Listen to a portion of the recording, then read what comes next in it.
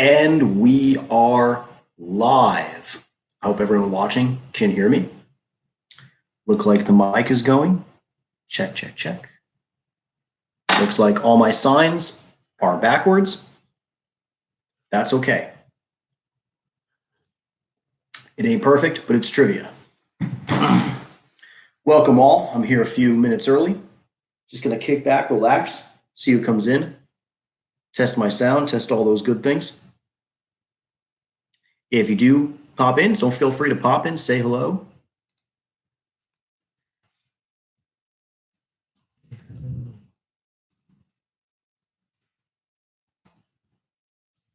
Hello like this.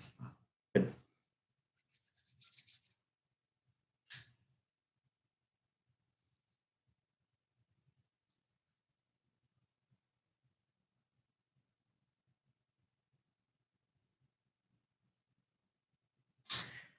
Yeah, no, I do still don't know why everything is backwards on the camera. That's okay. Maybe I can figure something out.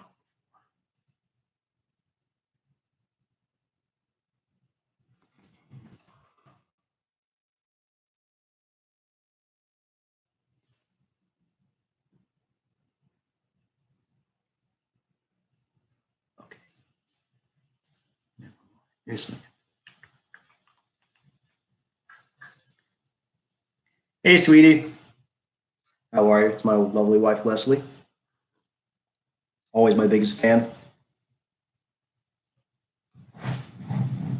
Anyway, sweetie, is there a reason the signs are the signs appearing backwards on your stream, like the way they are here?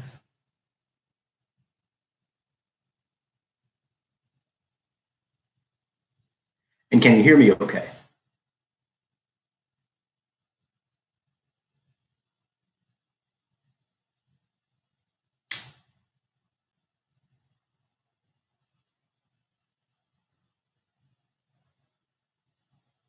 Oh, good.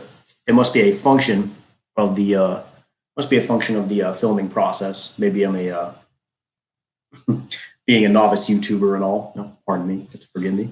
Well, we already got two people in. Excellent, excellent.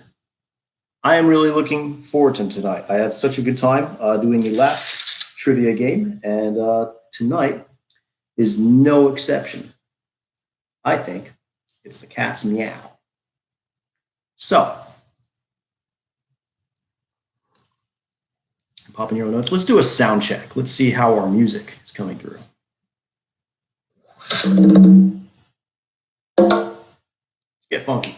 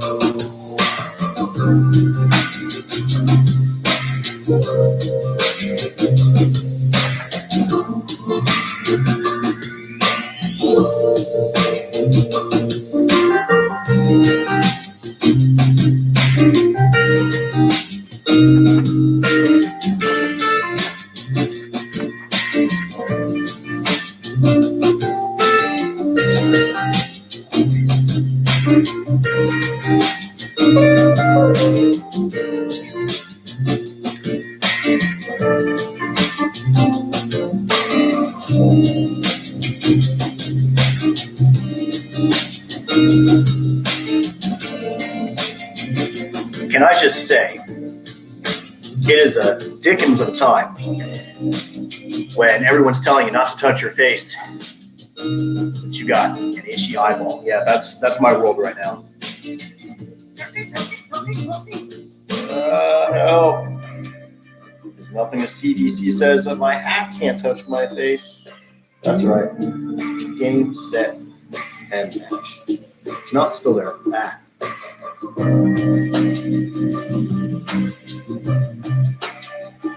Using my wrist, so it counts. It's all good. Back in yours. Hey, Charles. I like in the background too.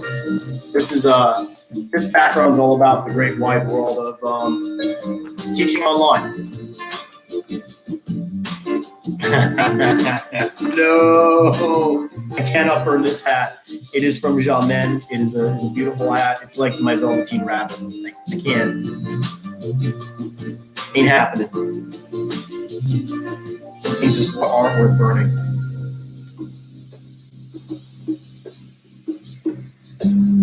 Squarespace, call me.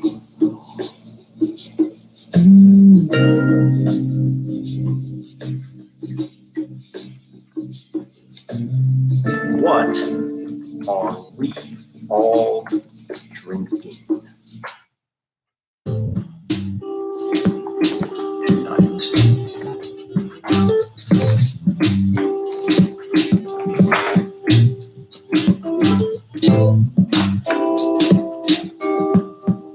We'll have trivia start in just about 5-ish minutes.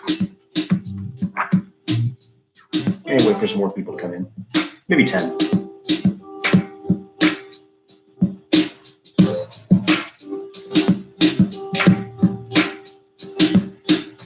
Nice.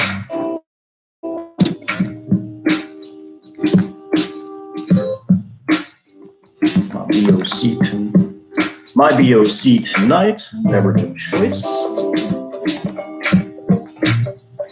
is sangria and Diet Coke. Keeping it classy.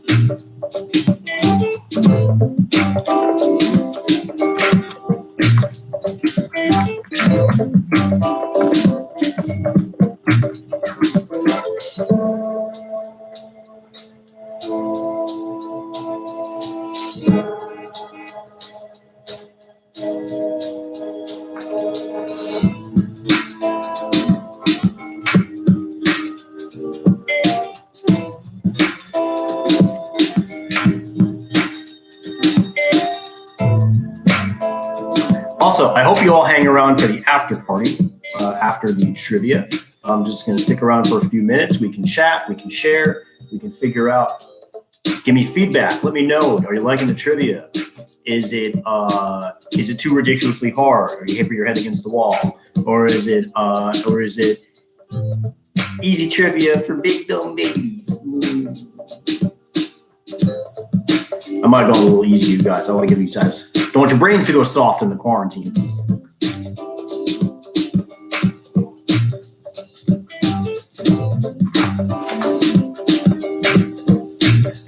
Apologies to any babies that I may have offended in my last statement. I believe you're an important member of our community. And working together, I believe us and the baby empire can find common ground. We will be allies.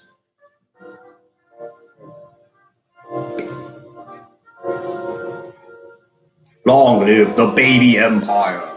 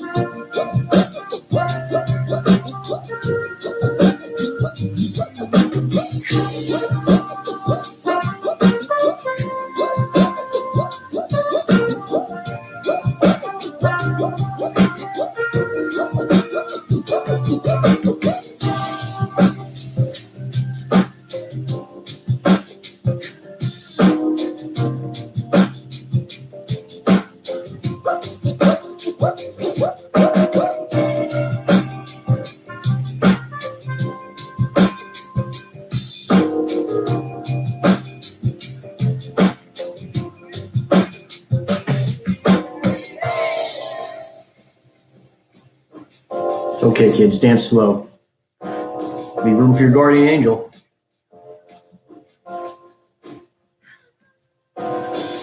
My two friends, everybody. Leslie remembers the names. I do not. They're super cute.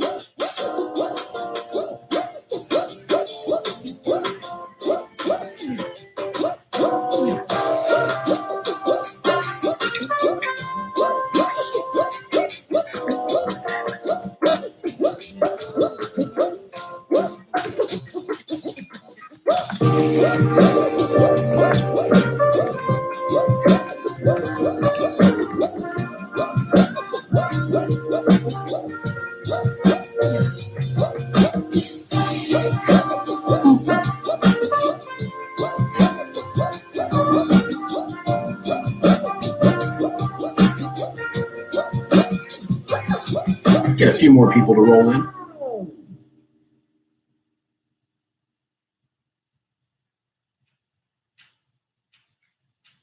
Welcome all newcomers. Welcome all old comers. Welcome all comers. Please come join us for Hermit Trivia. We would love to have you as our very special guest on this fine Trivia Thursday.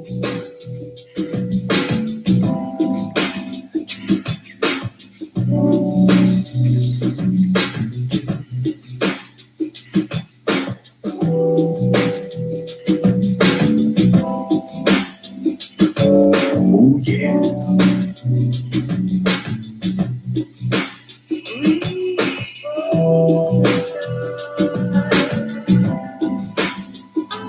My name's Barry, and I'm the Ball Sagittarius.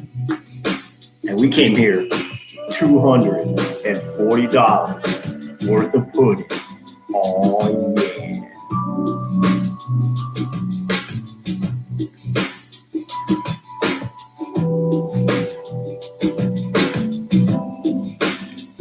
$240.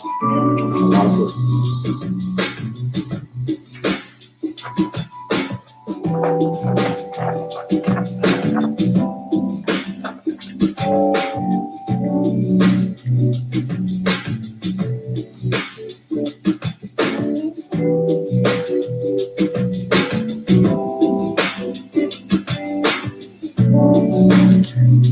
If you've arrived here at 9 p.m. sharp on the dot and you're wondering, hey, where are my trivia questions at? Don't worry, we'll have them in time enough. Just waiting for more people to arrive. And we'll get their YouTube Jones on.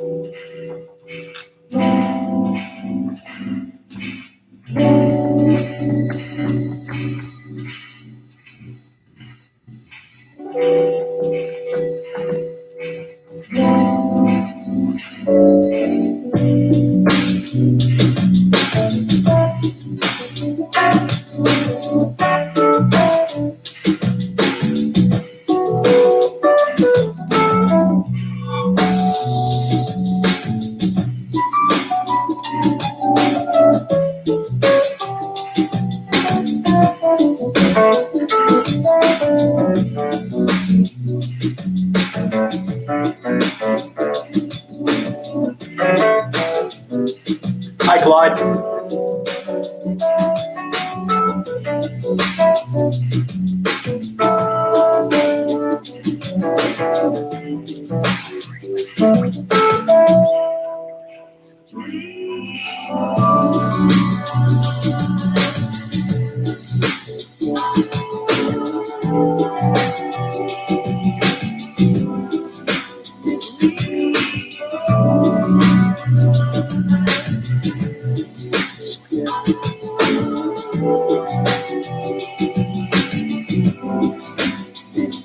This music is the marvelous public domain funk soul music, royalty free.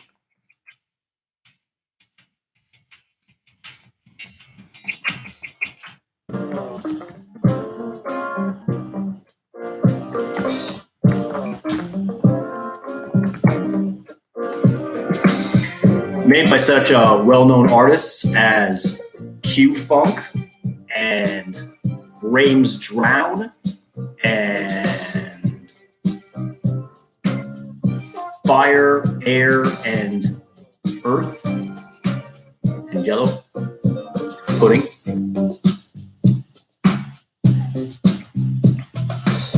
It's got a nice jam.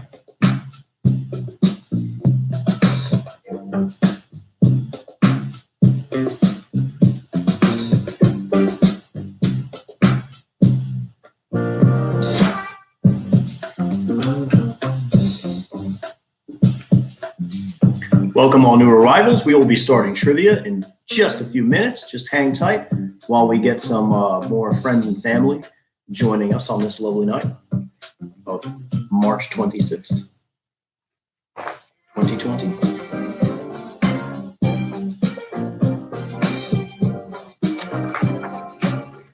Jello. Yes, Jello. The meat snack that doesn't taste like meat. Jello. It's the clear, sweet meat.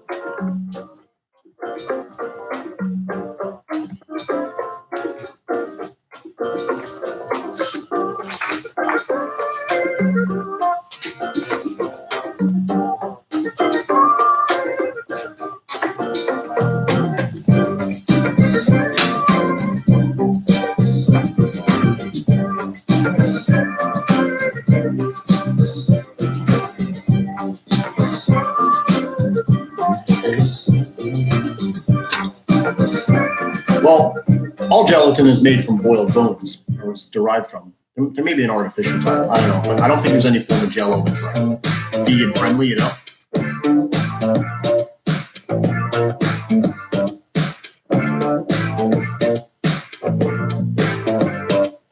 Well, I think it's my favorite track. It's good.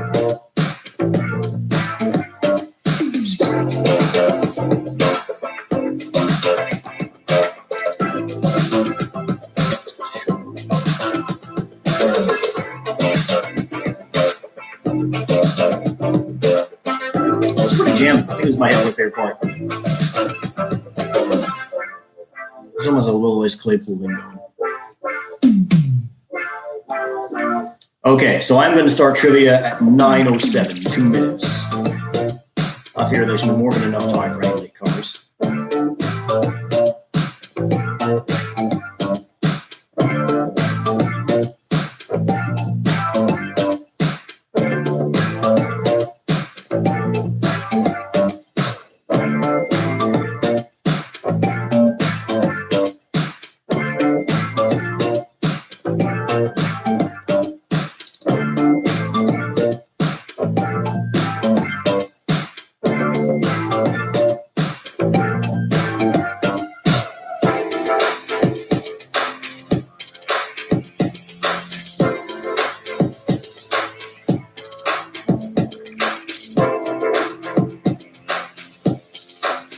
That's true. Do you think I should wait longer?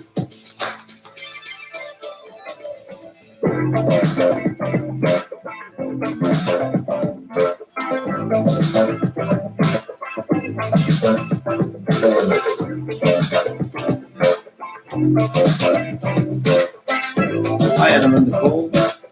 Adam and Nicole, welcome. Good to hear from you guys.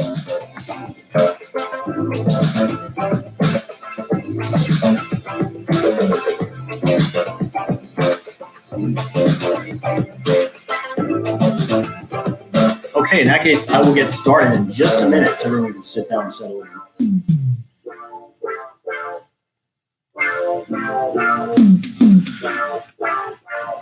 Cool. And I'm going to stop this music and we'll get this show on the road. All right.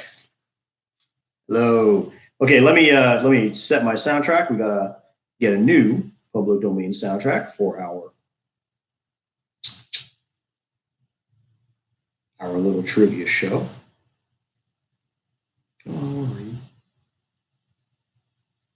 Yeah, there we go. Okay. Let's rock and roll. Welcome to Hermit Trivia. It's the trivia for smart people who stay inside. That means you. The only trivia where you can have the bar trivia experience at your table or in your bed. I'm Mark Walsh, your Hermit host. Thank you for joining me in this experiment tonight. Tonight's trivia is 4 rounds with 6 questions each. I will read each question twice and as clearly as possible. You will then have 2 minutes to listen to a lovely public domain song and write or think out your answer. Each question will be worth 1 point. There will be one halftime question worth multiple points, as well as a 7-minute break between rounds 2 and 3. There will also be a final question after round 4, which will be worth 10 points. And you will have 3 minutes to consider that final question.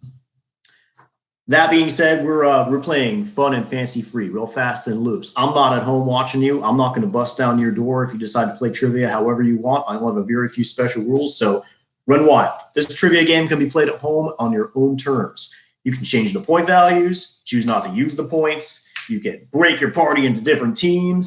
You can put everyone into one big team, call in other players to be opposing teams, get another Skype in, or teammates, separate devices, just play gin rummy, whatever you like. Just watch me and bask in my magnificence. Or, if I'm just like a good, funny source of white noise with cat ears on, that's cool too.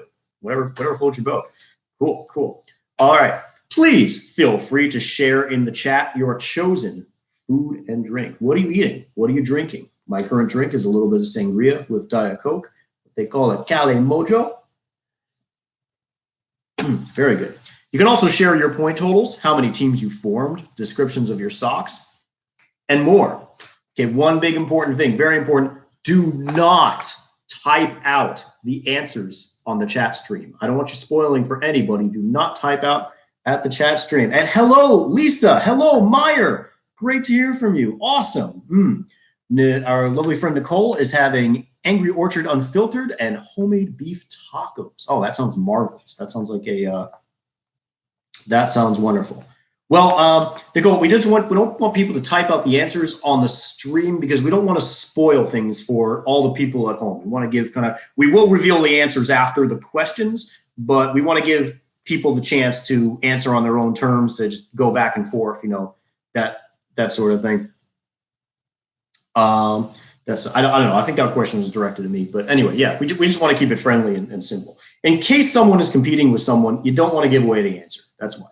And also, very important, please refrain from discriminatory or political talk or lewd talk, Charles, or rudeness. And let's take a break from the current situation that keeps us from traditional trivia. So let's, I know we're all under quarantine and we got stuff, a lot on our minds, but this is our opportunity to avoid this. So let's get this rolling. Scores can be kept on a private printout sheet we put on Facebook, but just you can scratch paper if your score is low on your fingers and toes. So anyway, let's get ready to rumble. Let's do this. Let's have some magnificent trivia goodness. Sorry, Charles, I know you're probably asleep at the wheel. Let's get this moving. Okay. Round 1. The category is games. Games. Question 1. Dungeons and Dragons, the first tabletop role-playing game, has spawned numerous imitators in the form of computer games and video games. What was the first role-playing video game made for the Atari 2600 in 1982? Dungeons and Dragons, the first tabletop role-playing game, has spawned numerous imitators in the form of computer games. What was the first role-playing video game made for the Atari 2600 in 1982? All right, here's your first song, 2 minutes. Get that timer started. And go.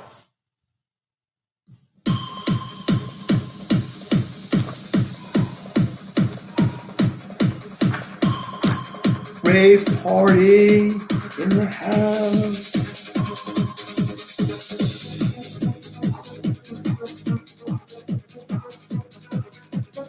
Sorry, I'll stop stealing.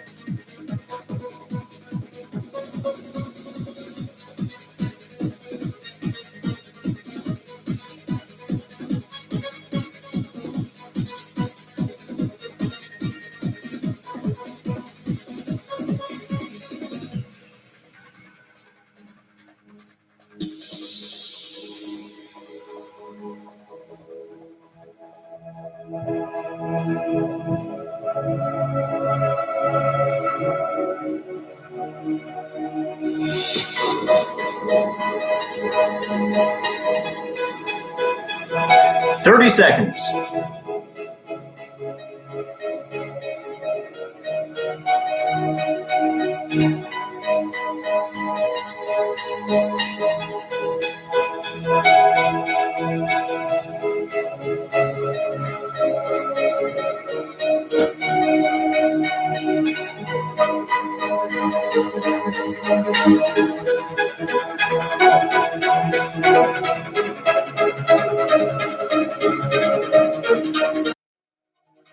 And that is time. All right, let me see the answer to our question. Question 1, Dungeons and Dragons, the first tabletop role-playing game, has spawned numerous imitators in the form of computer games and video games. What was the first role-playing video game made for the Atari 2600 in 1982? All right, this is the epic classic with the epic name. It is Dragon Stomper. Dragon Stomper. Dragon Stomper. I know, it's fun to say. But yeah, Dragon Stomper is the name of the game. I've actually never played it myself. I got to be honest, when this question is written, this was the first time. I'm a big D&D fan and role-playing video game fan, and this is the first time I've ever heard of this. But Wikipedia description sounded pretty neat. Dragons, anything involves stomping dragons, just sounds awesome. I just keep imagining a dude with like big old waffle stomping boots, just like red dragon, bam, black dragon, bam, Pete's dragon, bam. Yeah, stomp those dragons. Okay, a lot of fun. Question 2.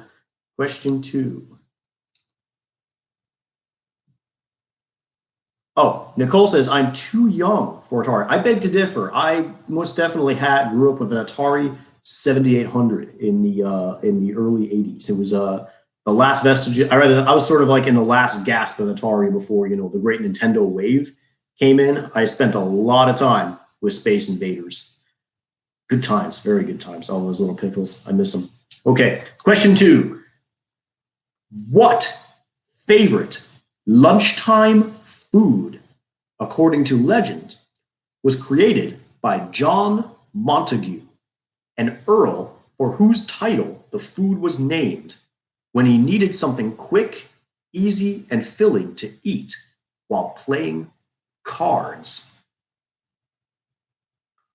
What favorite lunchtime food, according to legend, was created by John Montague, an earl for whose title the food was named, when he needed something quick, easy, and filling to eat while playing cards?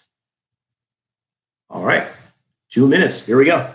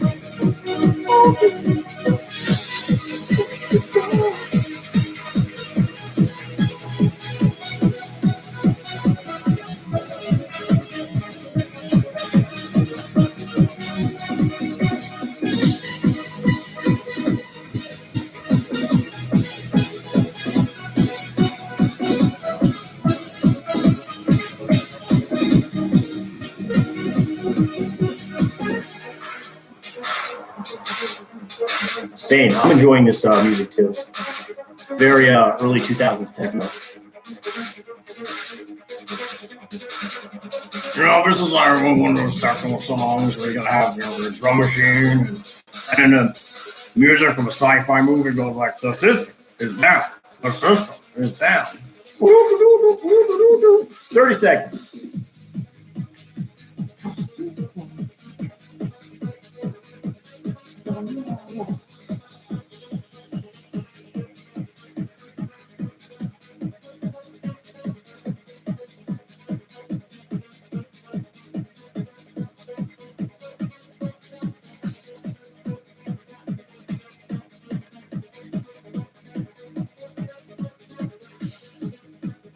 Hi, Callie. And that is time. Sorry, techno music. See you in just a few minutes. All right, that is time for question 2. What is the answer? What favorite lunchtime food, according to legend, was created by John Montague, an earl for whose title the food was named when he needed something quick, easy, and filling to eat while playing cards? That, of course, was the Earl of Sandwich. The Sandwich, yes. The Earl of Sandwich was an inveterate gambling addict who enjoyed playing cards at the table, and they would serve little traits of all sorts of meats and cheeses. And he was like, "Oh man, I'm hungry and but I want to keep playing cards. So I want to have something I can hold cards in one hand and food in the other. Just tell you what, waiter, I'm a rich dude. Give me 2 slices of bread, put some meat and cheese in between, and I'm good." And a star was born that day. I believe in Big Sandwich. I promised myself I would cry. That's right. Big Sandwich. We love you. Okay. Question number 3. Question 3.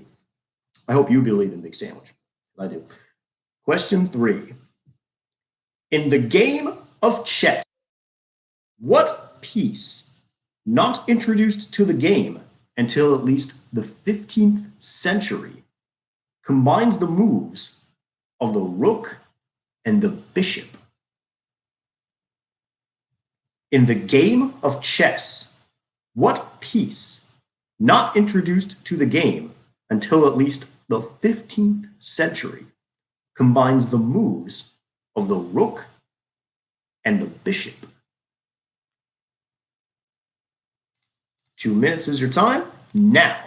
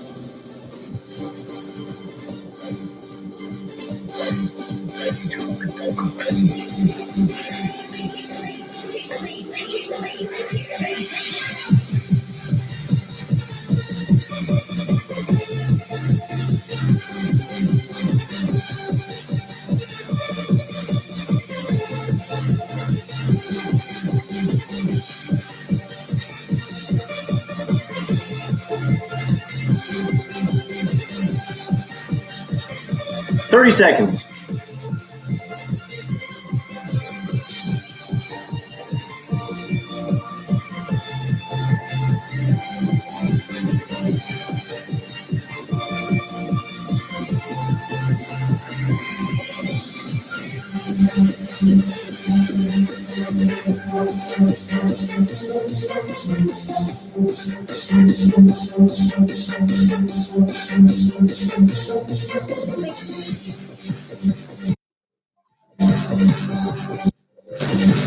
All right, that is time. So let's discover the answer to question 3.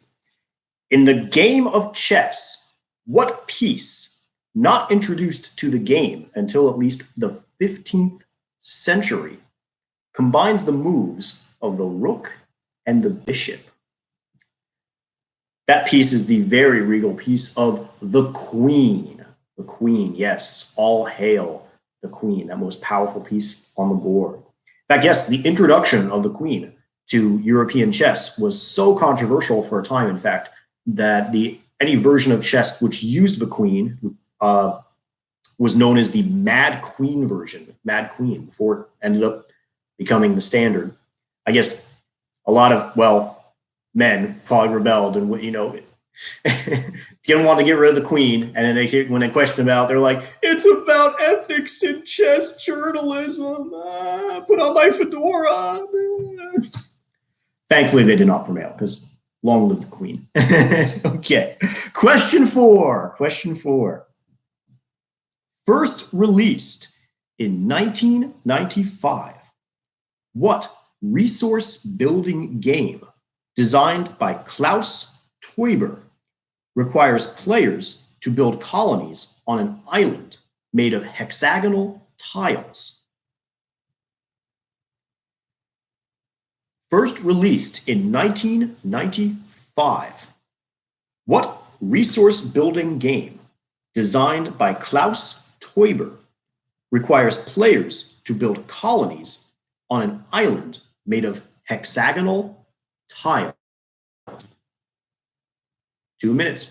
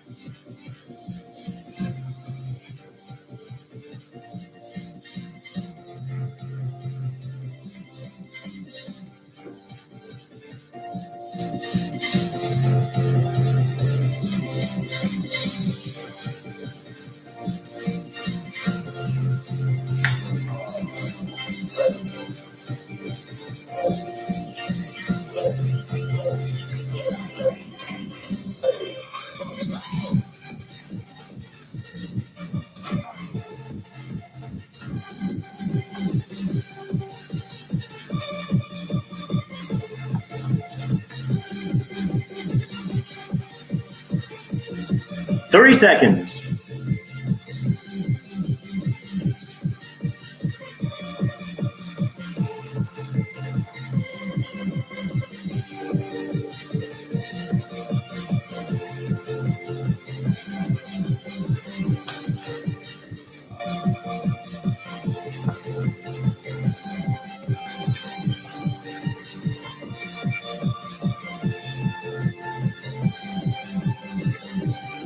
And that is time. All right. Let's discover the answer together. First released, question 4. First released in 1995, what resource building game designed by Klaus Teuber requires players to build colonies on an island made of hexagonal tiles? That popular game is currently known as Catan. Catan. I was previously Settlers of Catan. I say if you said Catan or Settlers of Catan, give yourself credit. You did it. You're awesome. You're great.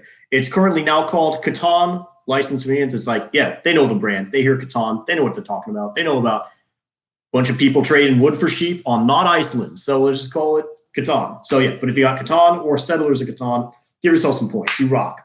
Awesome. Love that game. Okay, question 5. What variant card game was introduced by Parker Brothers in 1906 as an alternative to playing cards for Christians with religious objections to the face cards because of their associations with gambling and the tarot? What variant card game was introduced by Parker Brothers in 1906 as an alternative to playing cards for Christians with religious objections to the face cards because of their associations with gambling and the tarot? All right, 2 minutes. Here you go.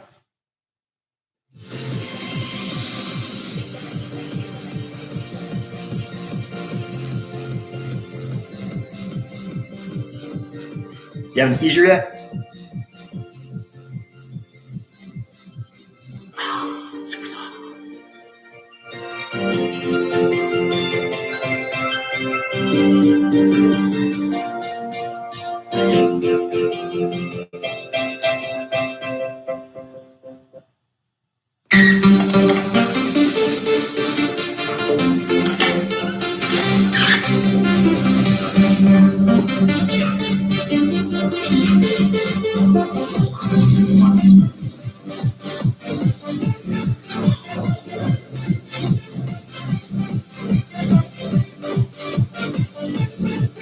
Sadly, no glow sticks. Oh, maybe I could order some. That's not a bad idea.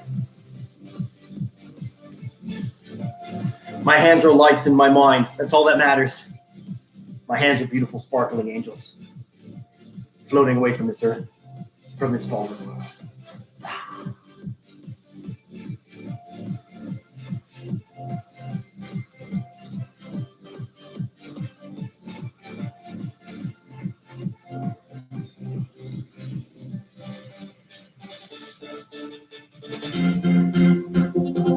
30 seconds.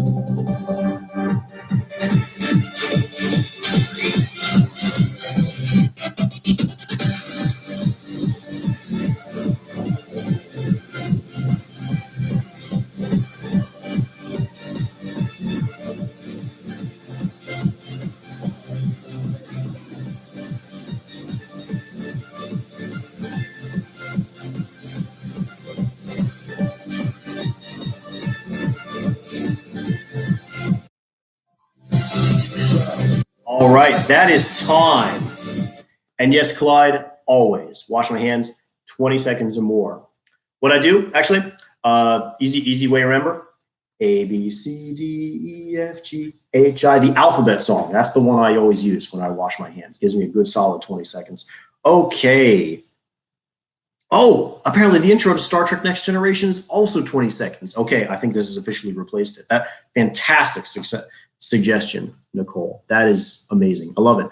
Okay, moving on. Question 5.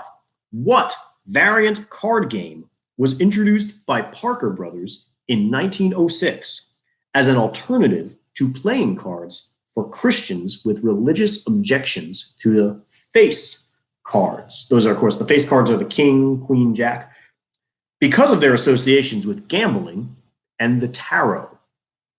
That variant card game is known as Rook.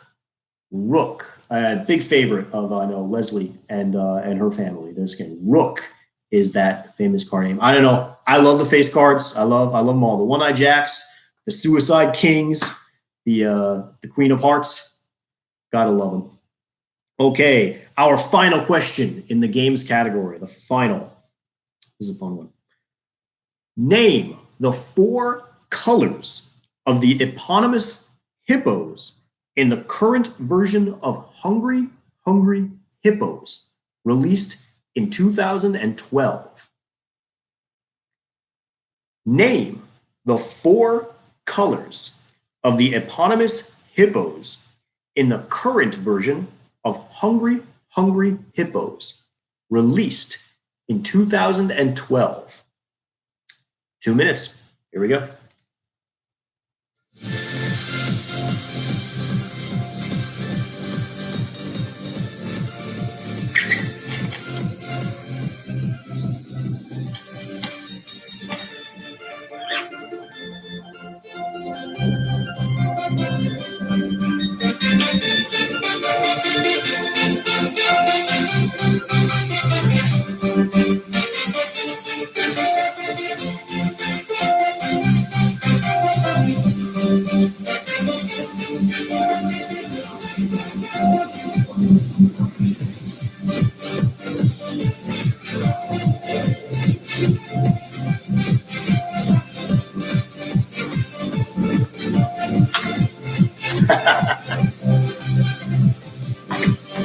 Apparently our cat is up to some mischief.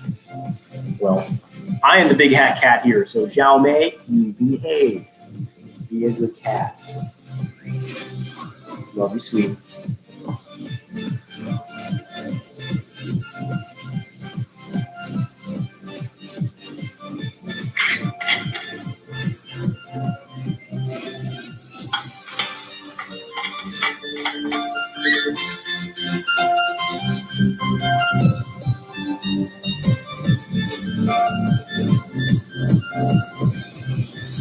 30 seconds.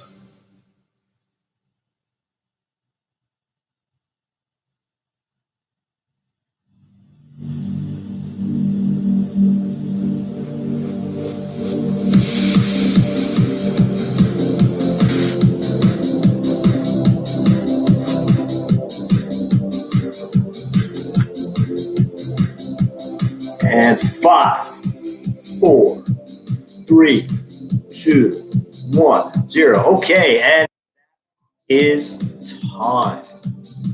We are on question 6, our final question of the games round. I'll throw this out before I answer the question. How am I doing on time? Do you guys have enough time to answer questions? You guys think I have too much time? Should I cut it down to 1 minute, extend it to 3 minutes, 30 seconds? Let me know on the chat thread where it works for you. I just want to be able to keep it moving in a way that's entertaining.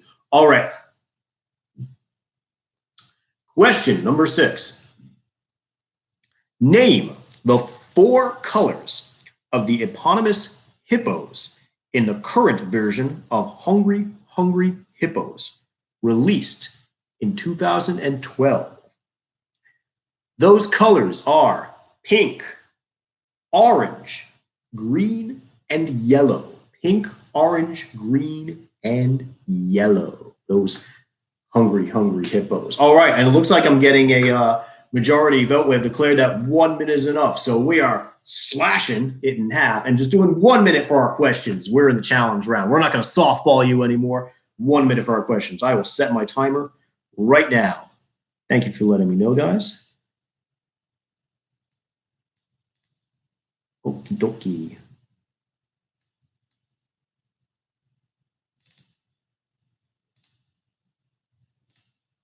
All right, set to 1 minute. All right, so now we're very good. Hope you all did well. If you want in the chat thread, please let me know your current score.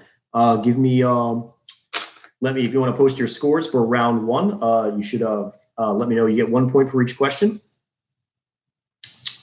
Okay, going forward. Sadly, no, Lisa, we don't get as twice as many questions, but we will have a longer after party. You're welcome to enjoy and hang out. Okay.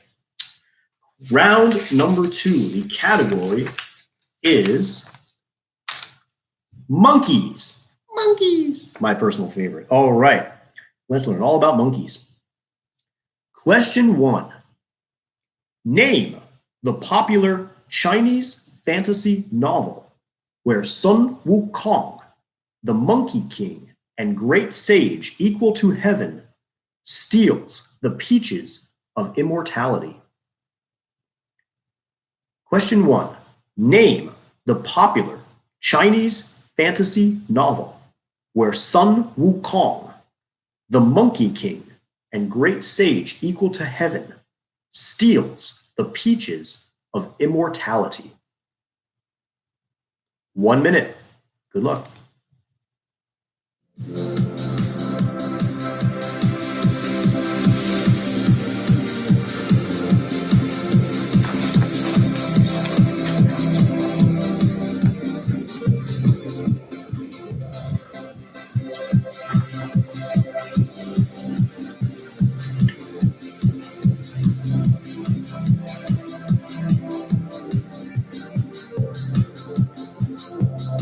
Thirty seconds.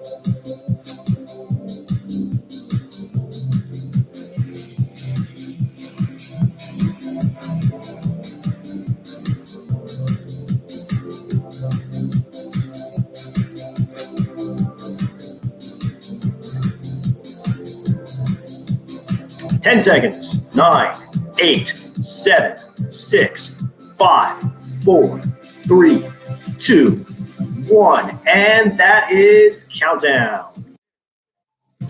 Okay, hope you all got your answers ready. Question 1. Name the popular Chinese fantasy novel where Sun Wukong, the Monkey King and great sage equal to heaven, steals the peaches of immortality. This classic fantasy novel is called Journey to the West. Journey to the West. It involves the story of many kooky characters, including the Monkey King, the holy monk Tripitaka, and his friend Pigsy, and another demon dude named Sandy. These four wacky characters decide to travel to India in order to discover the true secrets of stuff and get into some mischief along the way. Yes, he steals a peach of immortality. My favorite story about the Monkey King is that he's just so freaking strong that he just basically bullies his way into heaven and beats everybody up until they admit that he's the great sage equal into heaven. Fun guy, that Monkey King. He lets the Chinese cut a little loose, you know? Okay, question number 2. Question 2. In season 1, episode 10 of the show Friends, Ross introduces his pet monkey. What was the monkey's name? Bonus point if you can name the monkey's breed. In season 1, episode 10 of the show Friends, Ross introduces his pet monkey. What was the monkey's name? Bonus point if you can name the monkey's breed. So this question's worth 2 points if you can name both the monkey's name and its breed. All right. Here's your timer. Go for it.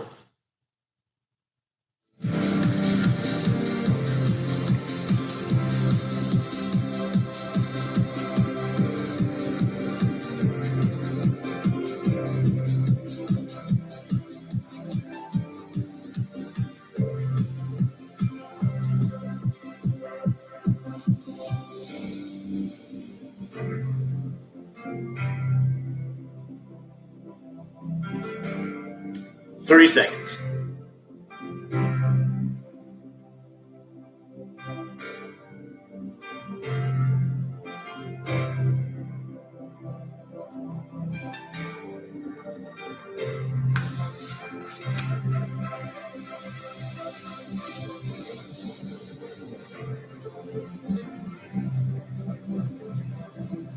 Five, four, three, two, one.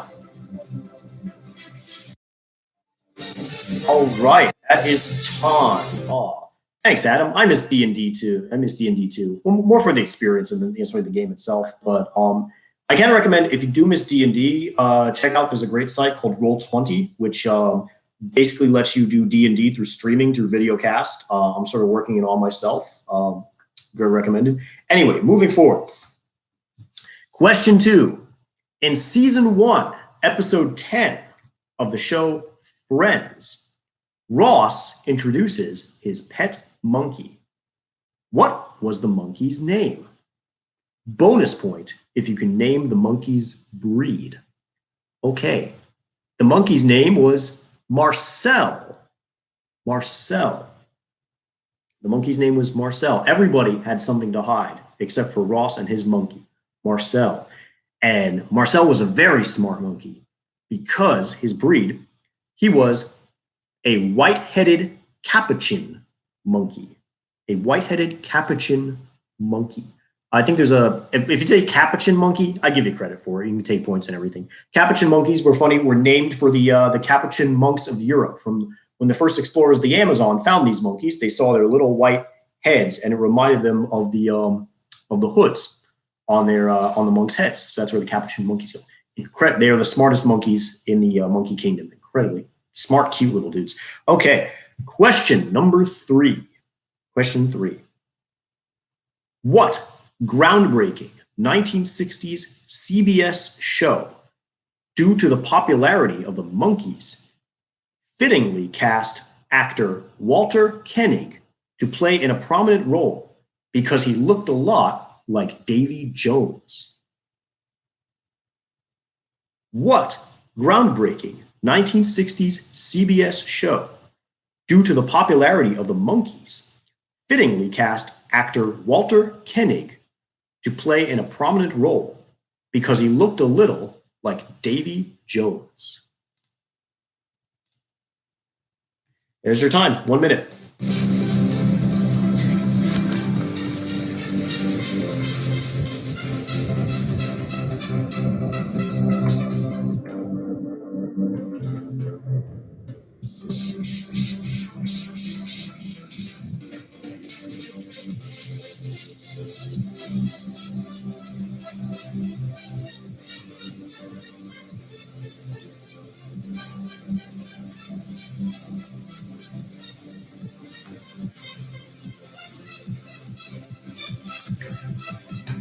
20 seconds.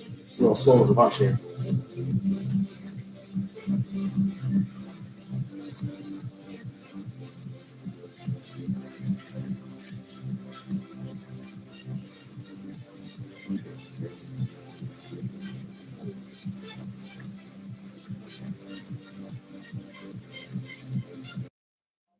And that is time. All right. Let's see if they have the answer. Question 3. What groundbreaking 1960s CBS show, due to the popularity of the Monkees, fittingly cast actor Walter Koenig to play in a prominent role because he looked a little like Davy Jones? That actor was Walter Koenig, played the role of Chekhov in Star Trek, the original series. Star Trek TOS, the original series. Yes, cast Walter Koenig because he looked like Davy Jones. They also planned an original scene in the beginning where Shatner, Nimoy, and DeForest Kelly, Kirk, Spock, and Bones are going to walk arm in arm down the beach, going, "Here we come, walk down the street." But that got shelved in post production. Almost. Here we come, walking down the street. We get the funniest looks from everyone we meet. Hey, hey, we're the Monkees. All right, moving on. Yes, Star Trek, the original series was the answer. Great. And yes, I'm sorry, I will stop touching my face. Correct. It is very hard. I promise. Okay, here, I'll make you this promise. If I touch my face again, I will rip my face off of my face. You just gotta shut it down. Just rip the face right off the face. Promise. Okay. Question 4. Going back to our buddy Marcel. Marcel, as a capuchin monkey, is a member of what is considered to be the smartest breed of monkey. Apparently, these types of monkeys can be taught to use what typically exclusively human aspect of life. Marcel, as a capuchin monkey, is a member of what is considered to be the smartest breed of monkey.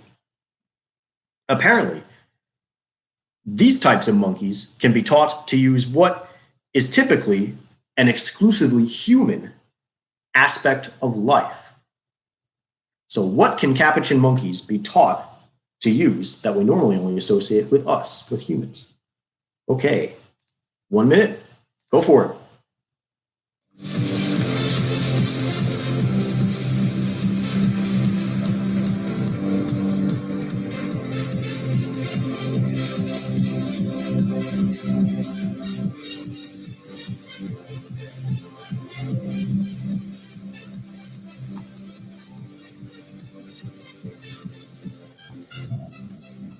Thirty seconds.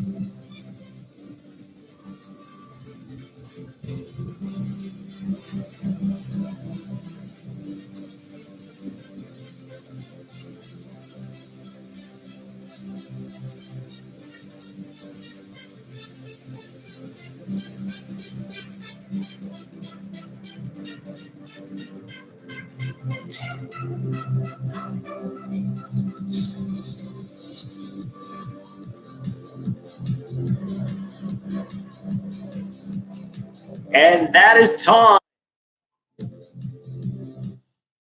Okay, let's discover the answer together. Marcel, as a capuchin monkey, is a member of what is considered to be the smartest breed of monkey. Apparently, these types of monkeys can be taught to use what typically exclusively human aspect of life.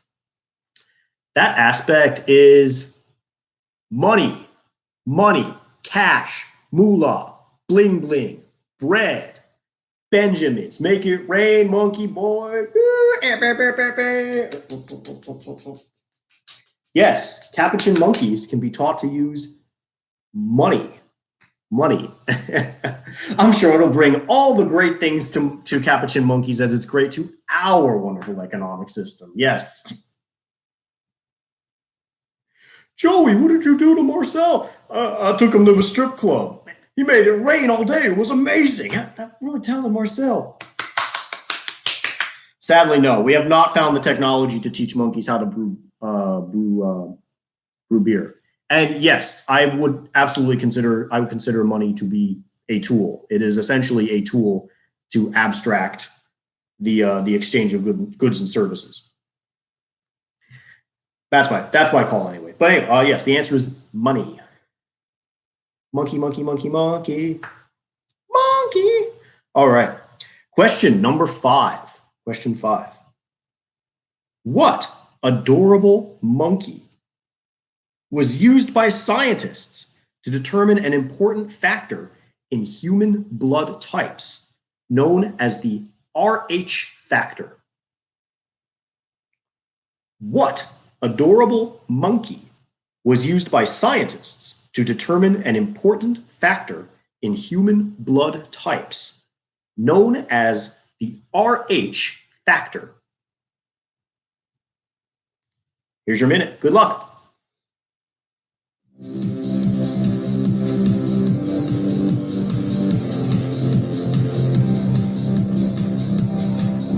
Oh no, my nose must not touch my face. Oh, it's the worst. You can't touch your face, but your nose itches like crazy. No, not gonna do it.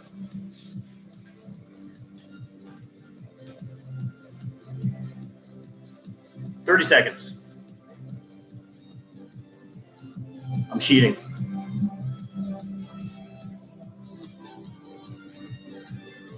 20 seconds.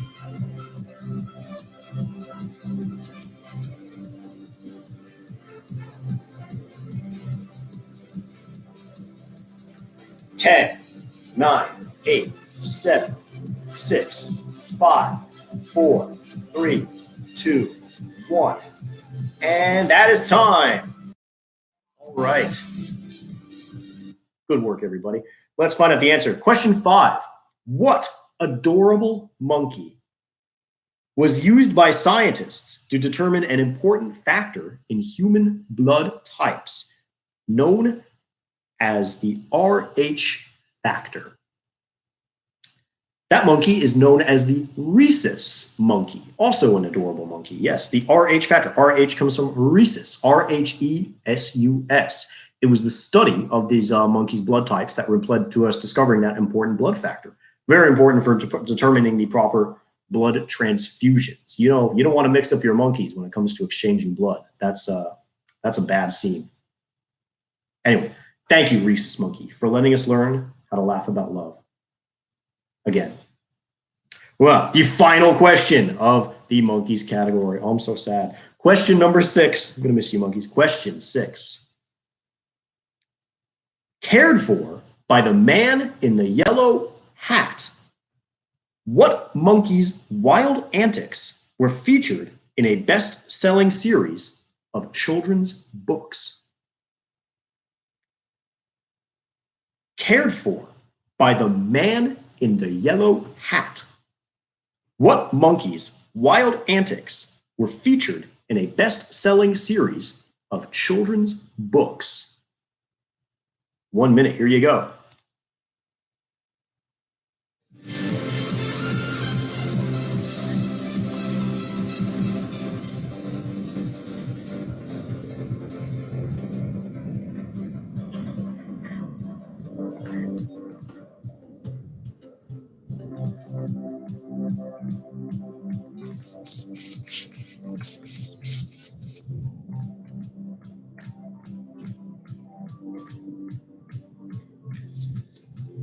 "30 seconds.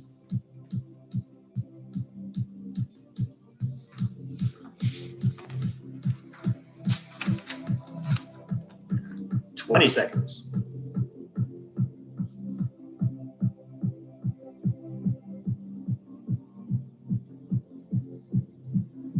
10 seconds. 5, 4, 3, 2, 1. And time. All right. Which is perfect. Time for the music. Okie dokie. The final monkey question. cared for by the man in the yellow hat? What monkey's wild antics were featured in a best-selling series of children's books? This monkey was Curious George. Curious George. Yes, Curious George, the curious little monkey.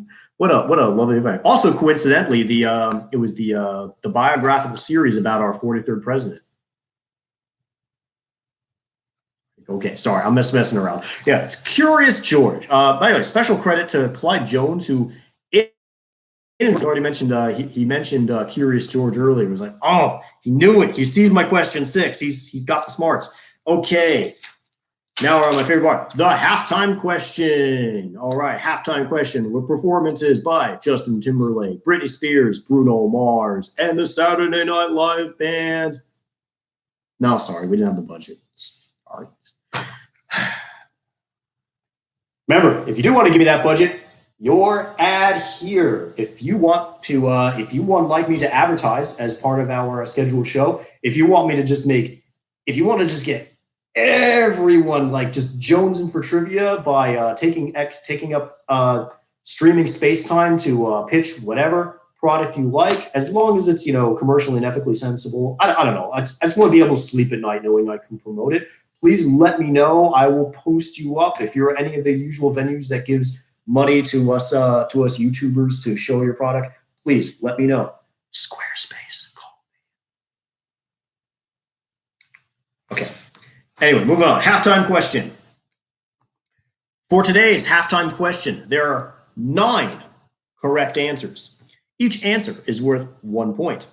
If you get them all right, you can add 6 points to your total for a possibility of 15 points. A total of 15 points if you get all 9 answers correct. Oh, and my good friend Nikki Giplin has subscribed to my channel. Thank you, Nikki. Awesome. Please, yes, if you enjoyed the channel, have you not yet done so, like this video, subscribe to the channel, subscribe, smash that like button. You know the drill. Anyway, if you get them all right, 6 points to your total for a possibility of 15 points maximum on the halftime question. There is no penalty for answering wrong. However, do not list more than 9 answers. I will read the question twice, and then you will have. So I was thinking 7 minutes. How does is 7 okay, or is that too short, too long, too short? Should I give you more? 10? Should I give you 5? What is it? 7 minutes good?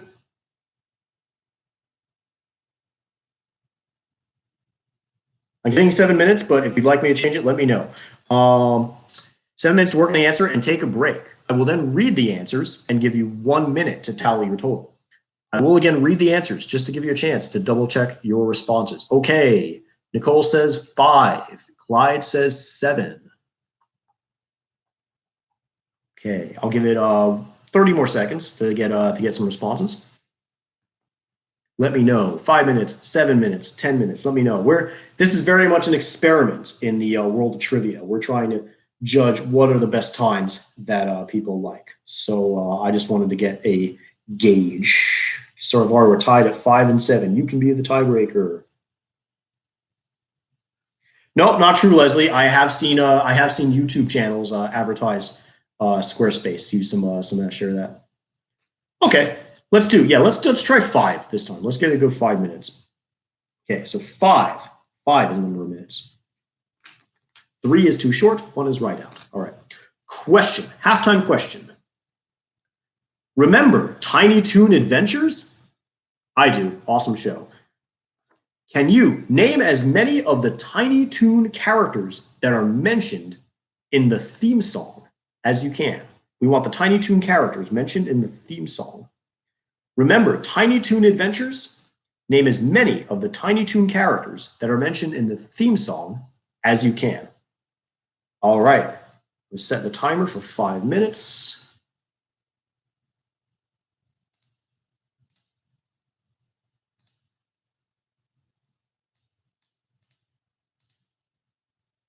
Only 5 minutes. If I gave you 5 hours, I apologize. That's not happening. Okay. You're setting 5 minutes starts now. All right. See you on the other side.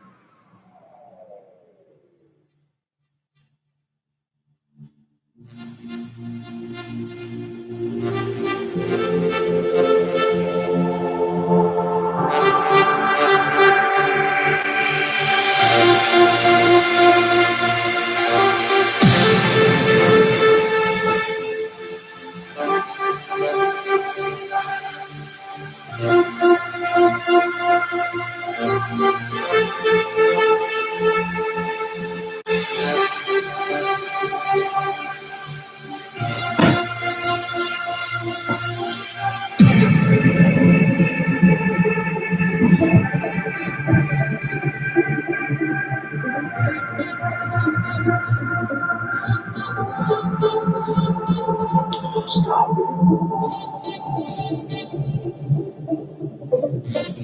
Had to freshen my drink.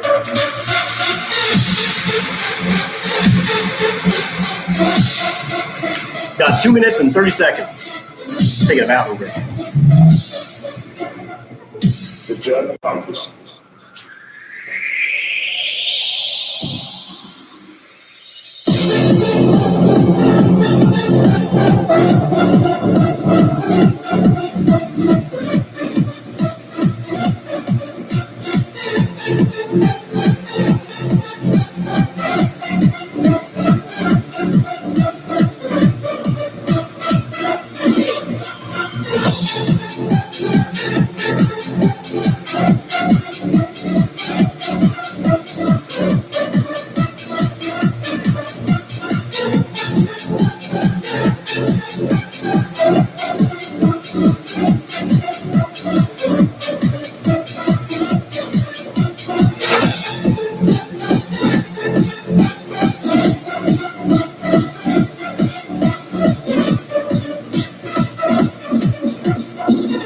The German campus.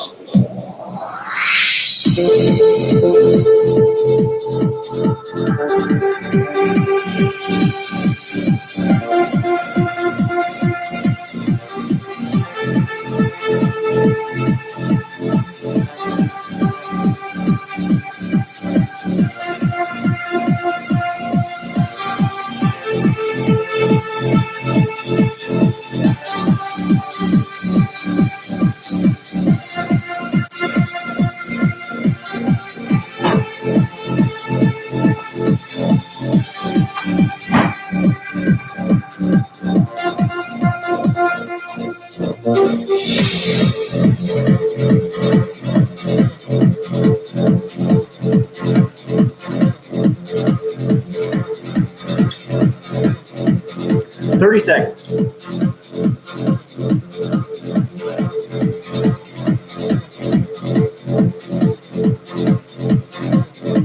Twenty seconds.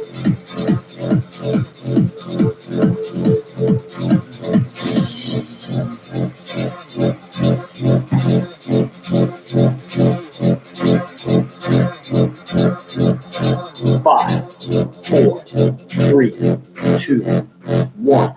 And that is time. Okay. Good job, folks. All right. Oh, pardon me. Let me reset my timer. All right. Let's find out what the halftime question answers are. Oh, excuse me. Okay. Our halftime question was, remember Tiny Toon Adventures? Name as many of the Tiny Toon characters that are mentioned in the theme song as you can. All right. They're tiny, they're toony, they're all a little loony. Here are the characters. We have Babs Bunny, Buster Bunny, Montana Max, Elmira Fudd, Hampton the Pig, Plucky Duck, Dizzy Devil, Furball, and Go-Go.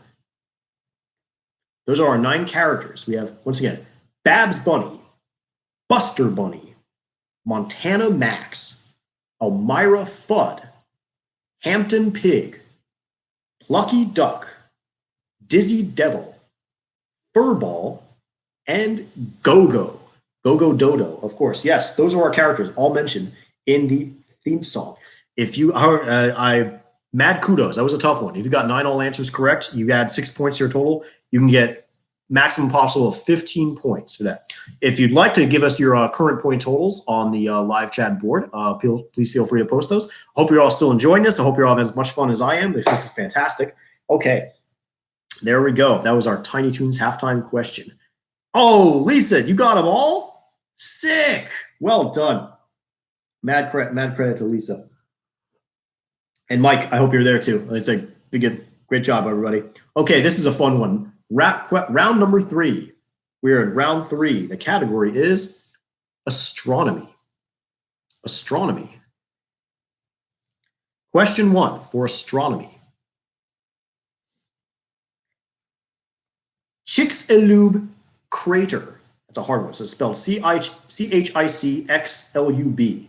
Chicxulub crater, an impact crater in the Yucatan Peninsula of Mexico, is widely regarded to be the landing site of what object that incited what catastrophic event?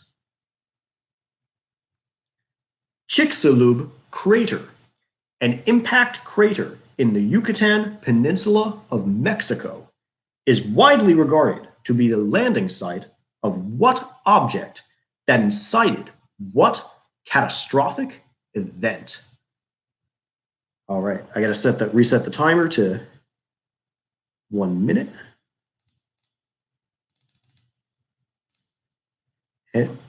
And here we go.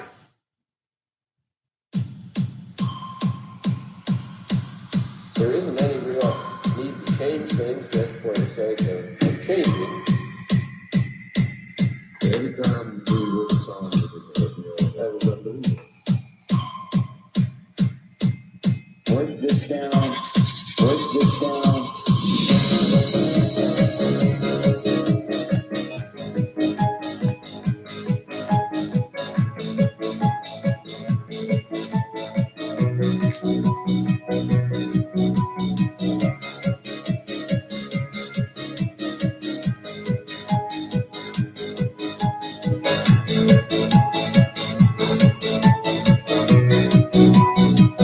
10 seconds.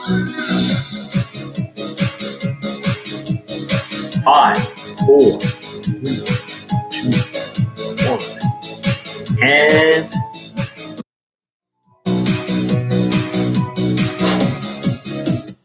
all right, and that is time. All right, question 1, astronomy. Chicxulub crater, an impact crater in the Yucatan Peninsula of Mexico, is widely regarded to be the landing site of what object that incited what catastrophic event? That object and that event was the meteor that brought the extinction of the dinosaurs. Yes, that was the meteor that launched the extinction of the dinosaurs. Landed in what's now known as Chicxulub crater in the Yucatan Peninsula. Still there today. We miss you, dinosaurs. Never forget. All right. Question number 2. Question 2.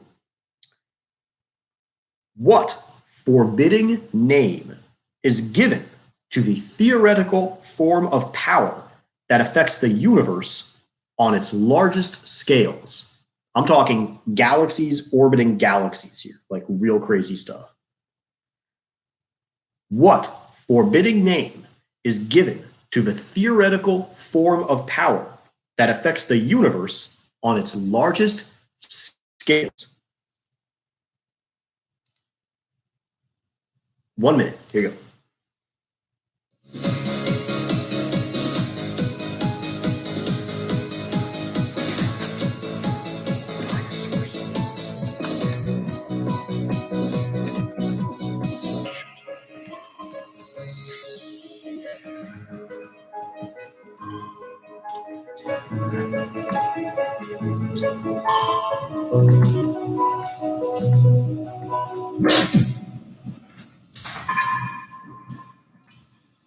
Thirty seconds.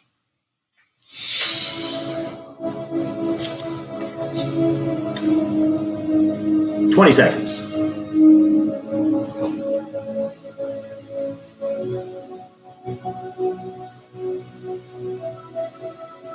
And 10.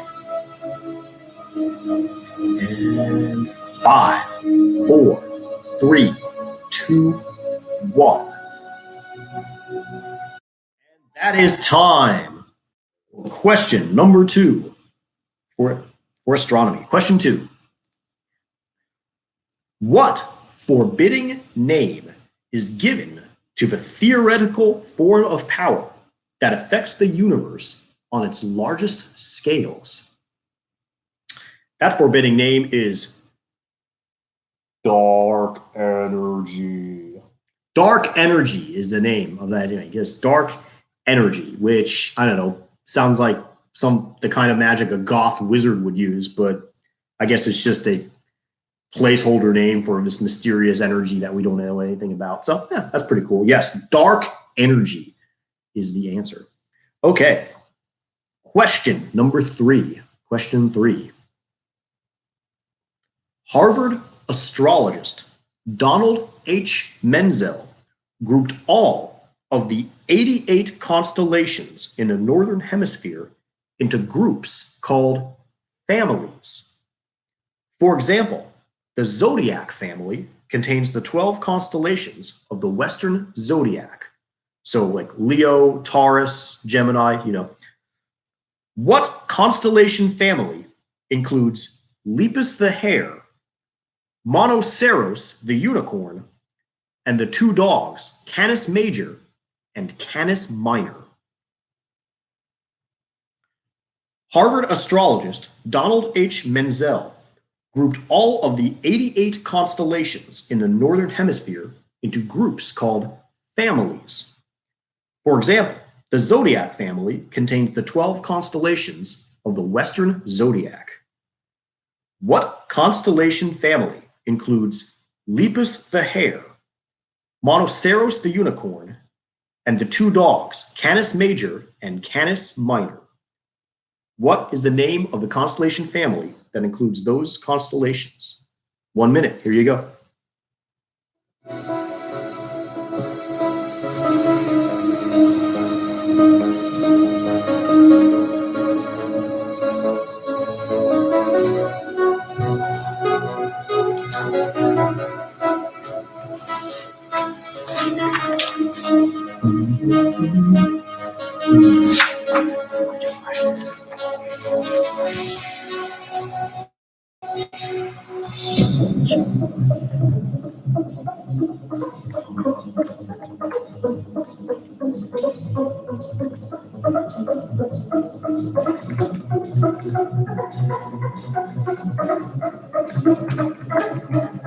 Yes, big welcome to my friends Josh and Amy on the West Coast. So glad you could make it. Glad to have you here. Whew. Thanks. I always try to keep it popping. Oh, that is time for our question. There you go. Lost the track. Okay, so another question. Question number 3. So Josh and Amy, we're currently on round 3, astrology. Question 3, round astronomy. Sorry, astronomy. Round 3, astronomy. Here's question 3. Harvard astrologist Donald H. Menzel grouped all of the 88 constellations in the northern hemisphere into groups called families.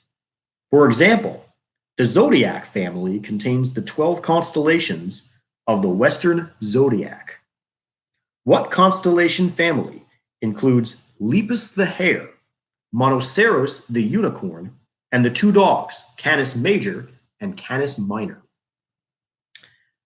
That constellation family is called the Orion family, because Orion the hunter is the central constellation that has his 2 dogs, Major and Minor, and then Lepus the hare and Monoceros the unicorn, for the Orion family. And you also, believe it or not, there's also the hidden constellations of the Juggalo family. You've got Malenko the clown. You've got what's the name of those? What's the name of those 2 clowns? You've got the Fago bottle. Whoop whoop. Juggalo family for life. All right. Here I go, making an Insane Clown Posse joke, and I don't even know the names of the 2 guys from Insane Clown Posse. Blech. That's where I fell flat. Fell flat as a bottle of Fago. Okay. Question 4. Too cool for Star School. What most common type of star in the universe is the smallest and coolest type of star in the Milky Way? Too cool for Star School. What most common type of star in the universe is the smallest and coolest type of star in the Milky Way? All right, 1 minute. Hey, where'd my timer go? Okay, I'm just do this manual because Clicked out my timer like a dumbass. Okay.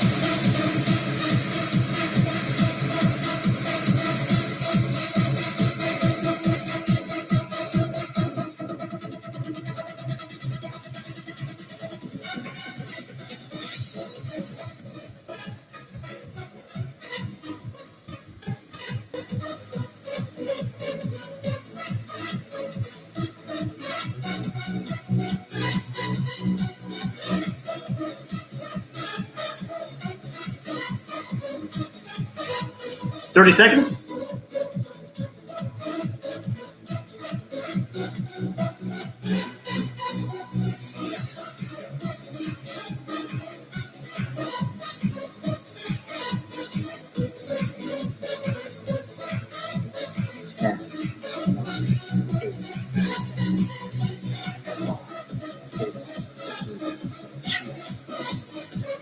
And that is time. I think I went a little overtime with that one, but that's my own damn fault. I lost I X'd out the timer. I hope I didn't break up at all, but yes, that is time for question 4.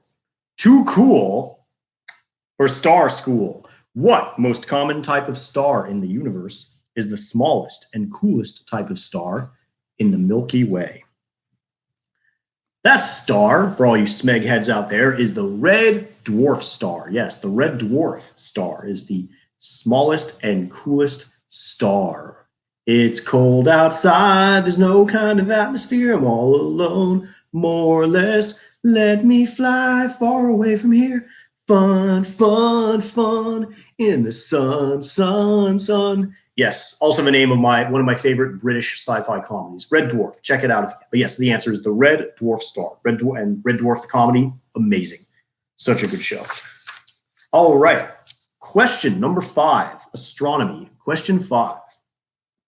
Sure, you can swing on a star or carry moonbeams home in a jar, but what stubborn animal is the first creature that Bing Crosby offers you the chance to be in his famous song?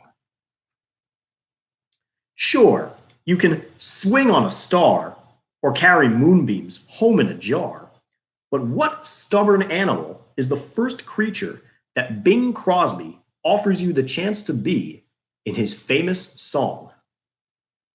1 minute. Good luck.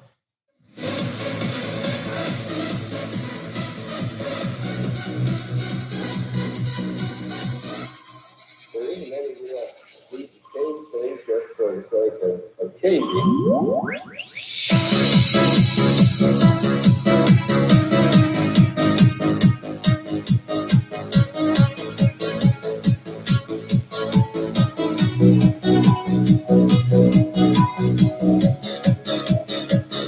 30 seconds.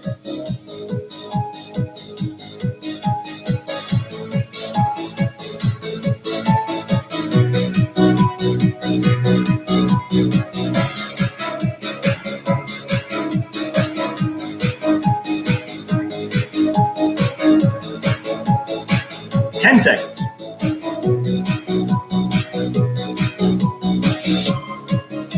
4, 3, 2, 1. And that is time. Here we go. There's a time for question 5. Sure, you can swing on a star or carry moonbeams home in a jar, but what stubborn animal is the first creature Bing Crosby offers you the chance to be in his famous song? He says, or would you rather be a mule? Yes, he is a mule. He recommends being a mule, which doesn't turn out to be great. Stick to swinging on a star and carrying moonbeams up. But yes, a mule. A mule. So Bing Crosby is basically calling you a jackass. That's fine. Thanks. So, singer who's been dead for decades, nobody's calling you a jackass. That's great. Thank you, Bing. All right. A mule is the answer. A mule is the creature. All right. The final question of the astronomy category. Question 6. Question 6. Would You Like to Swing on a Star is also the theme song of what 1980s sitcom that featured Evie Garland, a teenage girl who discovers that her father is an alien from Antares Prime? Would You Like to Swing on a Star is also the theme song of what 1980s sitcom that featured Evie Garland, a teenage girl who discovers that her father is an alien from Antares Prime?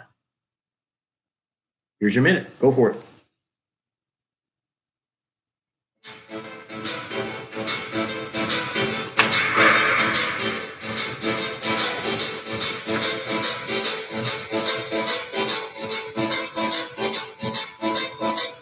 It can be extremely harmful and result in severe trauma.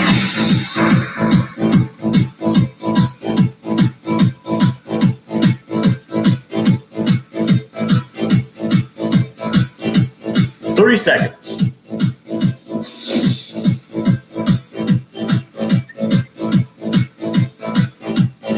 Yeah, you gotta love the techno music. Yay, public domain music. Woo!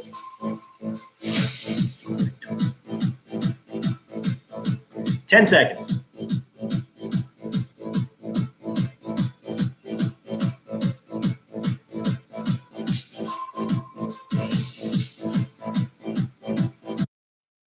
All right, that is time. Very good. Okay. Question 6. Would You Like to Swing on a Star is also the theme song of what 1980s sitcom that featured Evie Garland, a teenage girl who discovered that her father is an alien from Antares Prime. That 80s sitcom is out of this world. Out of this world. Something I vaguely remember from my childhood. I remember like episodes like coming on reruns at Channel 11 and being like, this is janky. But yeah, okay, yeah. I'm kind of impressed that it's kind of a high concept as an 80s comedy. You know, girls half alien, has like superpowers and stuff. Yes, Out of This World was the name of the show. Strange show. Okay, there's sort of that was kind of a period of there, like weird. Like I think Alf sort of launched it. Alf is like, like, oh hey, let's have a movie about a space alien who lives with people, and he's like a puppet, and it somehow just launched. So now he's like, okay, let's make a little show about a girl who's a robot, and you have I can't remember what that new show is, and then the girl's an alien. Yeah, high concept, weird 80s sitcoms were kind of fun back then. Okay. Our final round. I hope you're all holding up well. If you'd like, post your scores on the live chat. Let me know how you're doing, how you're rocking this. Maybe we can find out who is our grand prize winner here. At the way. Oh, Third Rock from the Sun. I remember that too. I think it was more of a 90s thing, really. But yeah, that was kind of a high concept aliens on Earth comedy too. All right, round 4. Cartoons. Cartoons.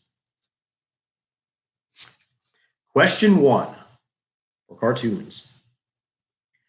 In 2004, Christian musician Chris Rice wrote a song called What If Cartoons Got Saved, in which he imagines various cartoon characters being baptized in the redeeming blood of Jesus Christ.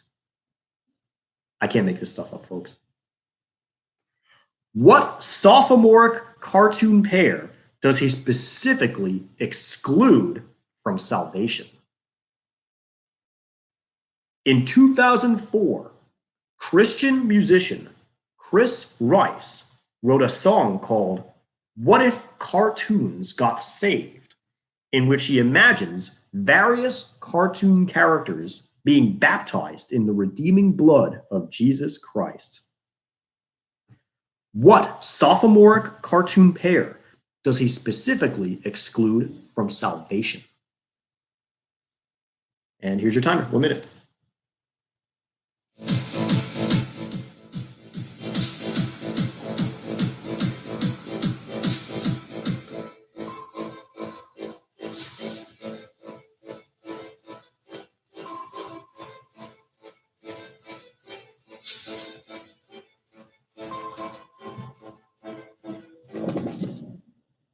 I got a hot one for you. 30 seconds.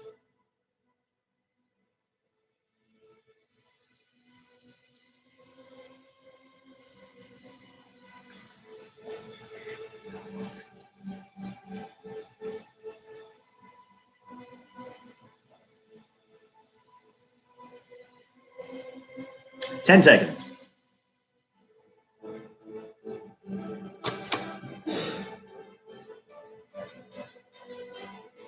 And that is time. All right. Yes, I highly recommend listen to find the song after the show if you can. You'll never hear it. It's absolutely absurd. In 2004, question 1. In 2004, Christian musician Chris Rice wrote a song called What If Cartoons Got Saved, in which he imagines various cartoon characters being baptized in the redeeming blood of Jesus Christ.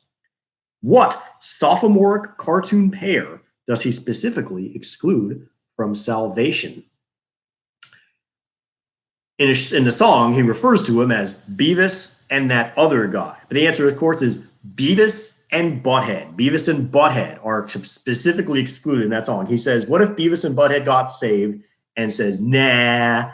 So this song is amazing. I got to tell you about it. So every bit of his song is like, so imagine he's like, okay, what if the Flintstones got saved? They'd sing praise in a whole new way, and they go yabba dabba doo ya, and then Scooby Doo, it's like Scooby Doo ya, which Beavis and Bottomhead, yes, it actually seems like a missed opportunity because it's perfect. So even like Beavis and Butthead got saved, they'd sing praise in a whole new way, and you go, oh, hallelujah, yeah, and Beavis was like, I'm gonna take a poo ya. Holly, screw ya. I almost wish Beavis and Butthead actually saw that one of their videos. They would just go buck wild with that. They would love it. Good times, Beavis and Butthead. Anyway, question two. Before they got their own show, Beavis and Butthead were created by Mike Judge in short clips featured in this show from the early days of MTV. Before they got their own show, Beavis and Butthead were created by Mike Judge in short clips featured in this show from the early days of MTV. 1 minute, good luck.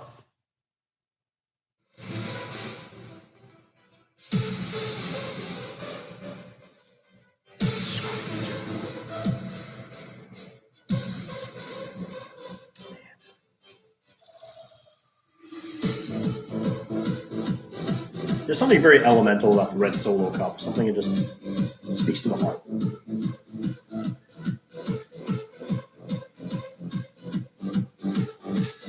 "30 seconds.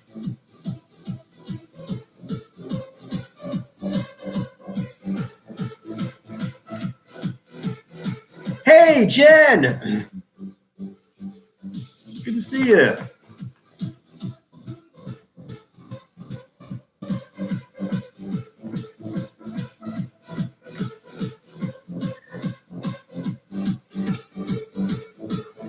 Three, 2, 1, 0. All right. There we go. That is time. And yes, and I think you're right. I could see Beavis and Butthead. Have you like accepted the Lord Jesus into your heart? Oh. Yeah. Put him in your heart. Put him in there. Put Jesus. Gotta put that Jesus in the heart, man. Come on, I'm not joking. Come on, do it. You've got a Jesus in your heart. All right. Question 2. Before they got their own show, Beavis and Butthead were created by Mike Judge in short clips featured in this show from the early days of MTV. That show from the early days of MTV was Liquid Television. Liquid Television also featured a very fun class. It had a lot of like really interesting indie animation. And also Mike Judge, it's also where he introduced Melvin, the character from Office Space, like Mace Gaper. And what else is there? Oh yeah, anyone remember that weird like pseudo superhero cartoon, The Max, where it's like that like surreal twist on superheroes. The Max was originally part of Liquid Television. Aeon Flux, of course. Aeon Flux was also introduced by Liquid Television. That was a foundation of a bunch of really weird but classic shows. Okay, Question number 3. Question 3. 3 cheers for alliteration. What famous cartoon created by Hanna-Barbera had foes with names like Powerful Pierre, Dinky Dalton, and Crazy Coyote? 3 cheers for alliteration. What famous cartoon created by Hanna-Barbera had foes with names like Powerful Pierre, Dinky Dalton, and Crazy Coyote? Who was that cartoon? 1 minute. Good luck.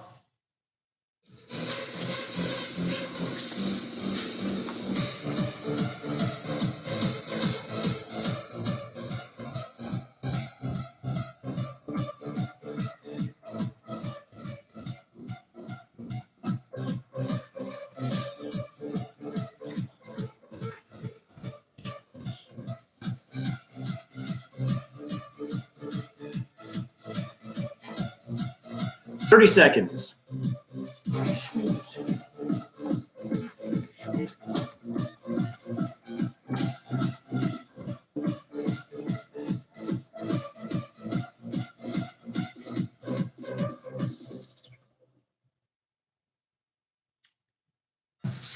10 seconds.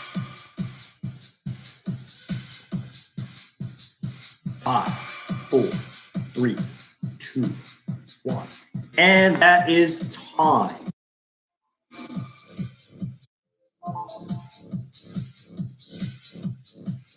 Okay. All right, there's the answer. Oh, just a heads up to everyone. No, the answer is not Captain Caveman.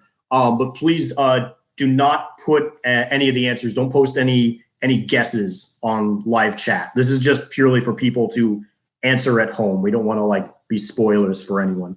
And so just whatever your answer's in, talk with your friends, answer at home. Just don't put it on the chat. That's all right. Okay. Question 3. 3 cheers for alliteration. What famous cartoon created by Hanna-Barbera had foes with names like Powerful Pierre, Dinky Dalton, and Crazy Coyote? Wow, that was just a little cartoon called Huckleberry Hound. Huckleberry Hound. That Hanna-Barbera cartoon was, he has his foes, created by William Hanna and Joseph Barbera. Huckleberry Hound.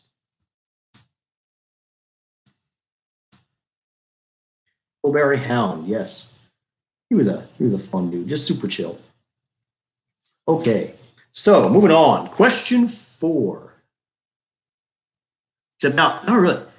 I just remember something. So, Family Guy. I didn't realize that Huckleberry Hound has the same voice, had the same voice as Cleveland from Family Guy, which is something I mean, yes, I mean, clearly it works in reverse, but hey, Peter, I just dreamed that I was a cartoon dog. Oh, Peter, just gotta get the stank of the day out. Okay. Question 4. Question 4. Based on the French magazine Metal Hurlant, what animated movie was known for its mind-blowing soundtrack featuring Black Sabbath, Journey, and Blue Oyster Cult? Based on the French magazine Metal Hurlant, what animated movie was known for its mind-blowing soundtrack featuring Black Sabbath, Journey, and Blue Oyster Cult? Here's your minute.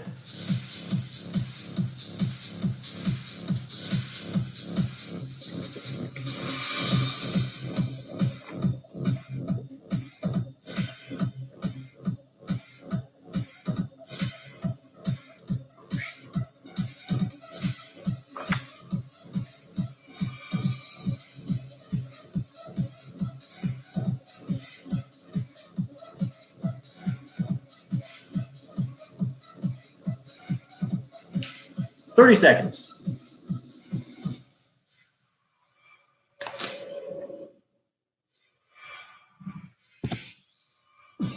20 seconds.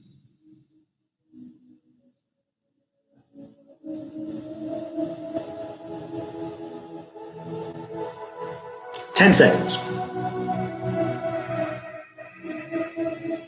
And 5, 4, 3, 2, 1. Okay, that is time. Let's discover the answer. Okay. Question 4. Based on the French magazine Metal Hurlant, what animated movie was known for its mind-blowing soundtrack featuring Black Sabbath, Journey, and Blue Oyster Cult? This magazine was Metal Hurlant was also sold in America under the name Heavy Metal. Heavy Metal, the comic and artwork magazine. Your nonstop one shop for scantily clad cyborg babes. Love it. Yes, Heavy Metal was a with that. Of course, that amazing movie soundtrack and everything. I still jam out to Veteran of the Psychic Wars. Thank you, Blue Oyster Cult, and The Mob Rules by Black Sabbath. Love it. Yes, Heavy Metal is the cartoon based off the magazine. Question number 5. Question number 5. Like a grimdark version of Zootopia, name the anime whose main character is an anthropomorphic wolf named Legoshi, who struggles with his inborn desire to kill and eat his high school crush, a white rabbit named Haru. Like a grimdark version of Zootopia, name the anime whose main character is an anthropomorphic wolf named Legoshi, who struggles with his inborn desire to kill and eat his high school crush, a white rabbit named Haru. Here's your minute.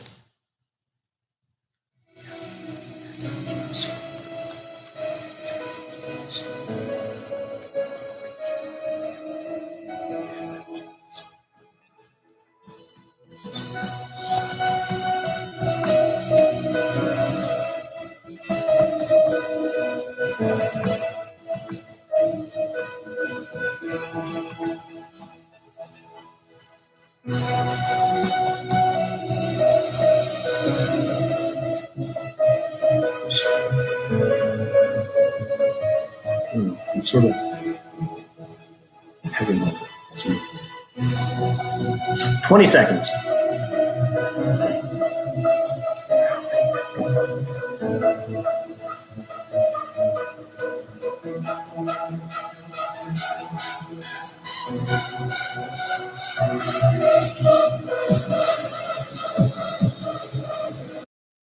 Okay, that is time. Time for question number 5.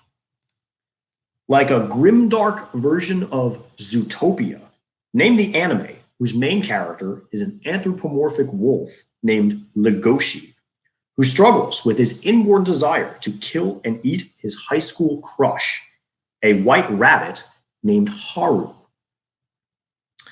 This anime is known as, it's very recent, it's known as Beastars. Beastars, combination of beast and star. Beastars. It's a very, very strange anime. It's sort of, it combines the idea of, the predator-prey relationship to be an extension of class consciousness in the modern world.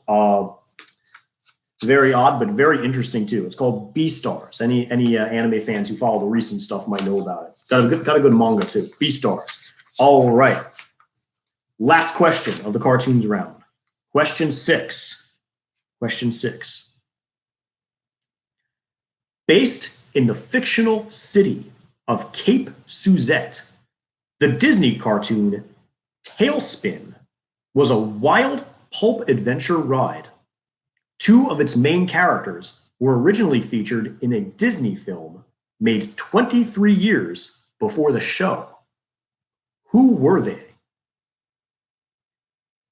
Based in the fictional city of Cape Suzette, the Disney cartoon Tailspin was a wild pulp adventure ride.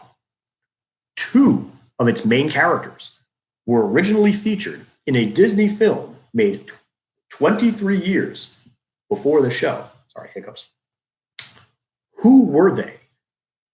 Who were those two characters? All right, here is your minute. Go.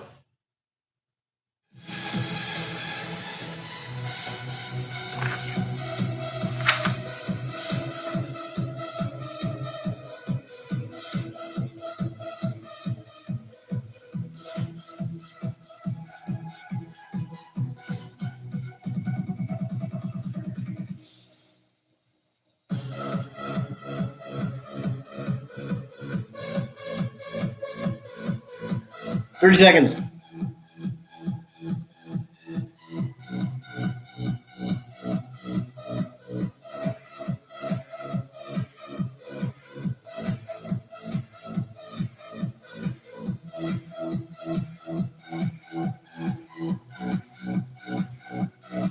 10 seconds.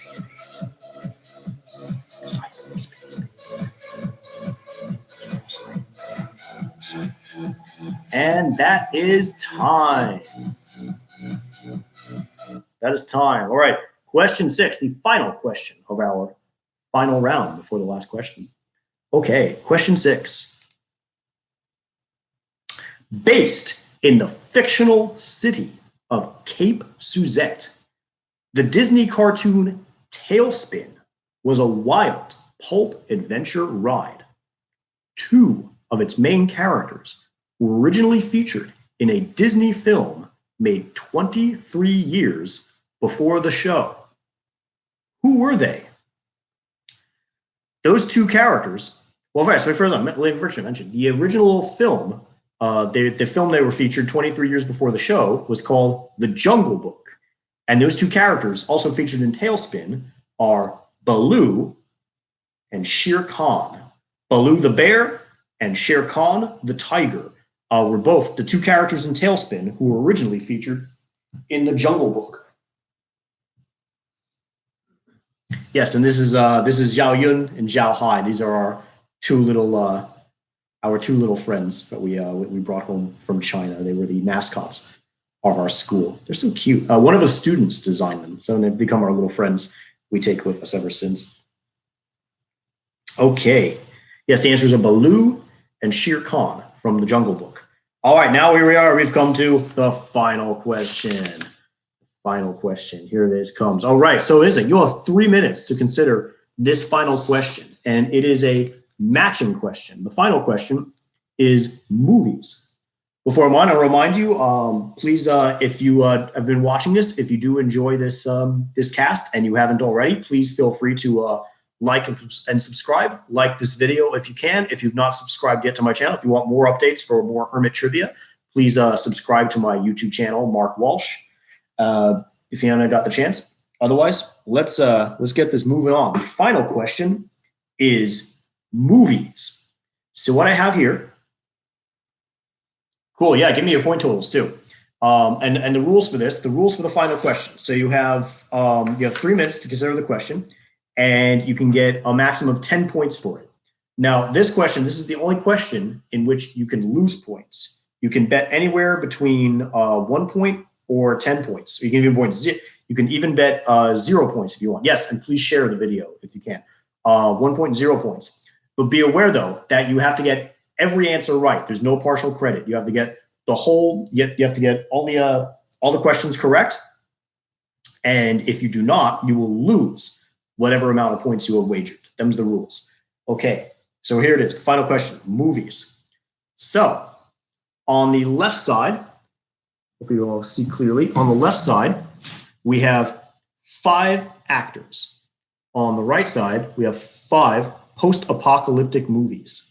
I want you to match the actors to the movies that they starred in. So on the actor side, we have A, Mel Gibson, B, Chris Evans, C, Charlton Heston, D, Don Johnson, and E, Michael York. That's A, Mel Gibson, B, Chris Evans, C, Charlton Heston, D, Don Johnson, and E, Michael York. And then on the right, we have 5 post-apocalyptic movies. We have A, Logan's Run, So not A. So 1, Logan's Run.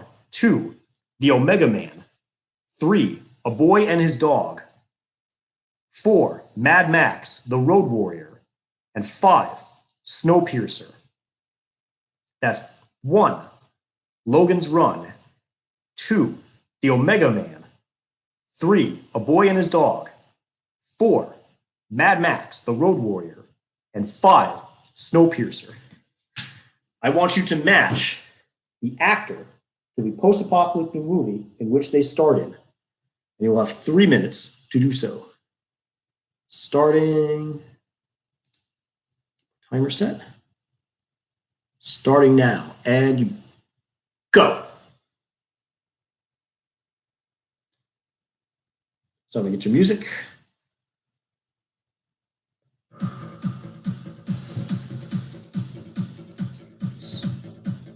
Oh.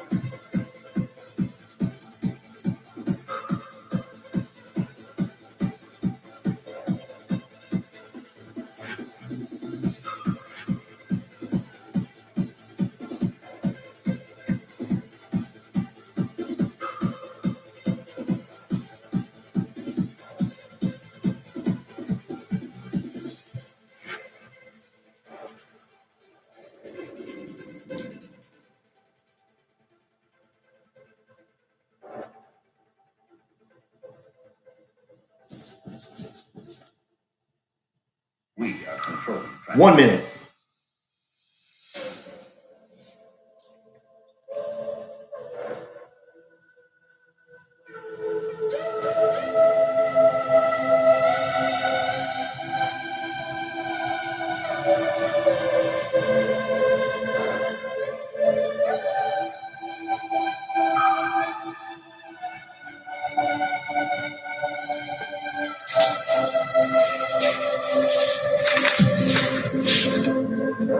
Thirty seconds.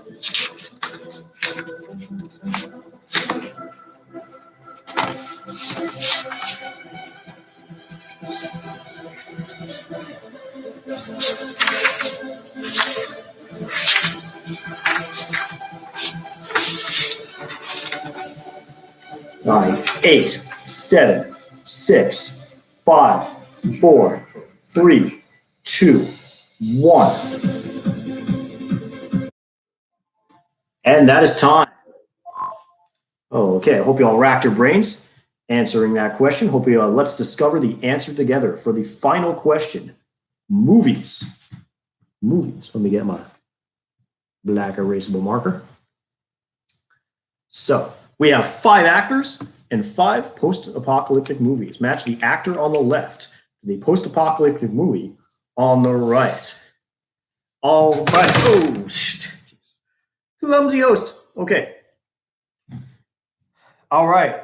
Number 1, Mel Gibson, great actor and crazy anti-Semite, starred in everyone's favorite launching post-apocalyptic movie franchise, Mad Max, The Road Warrior.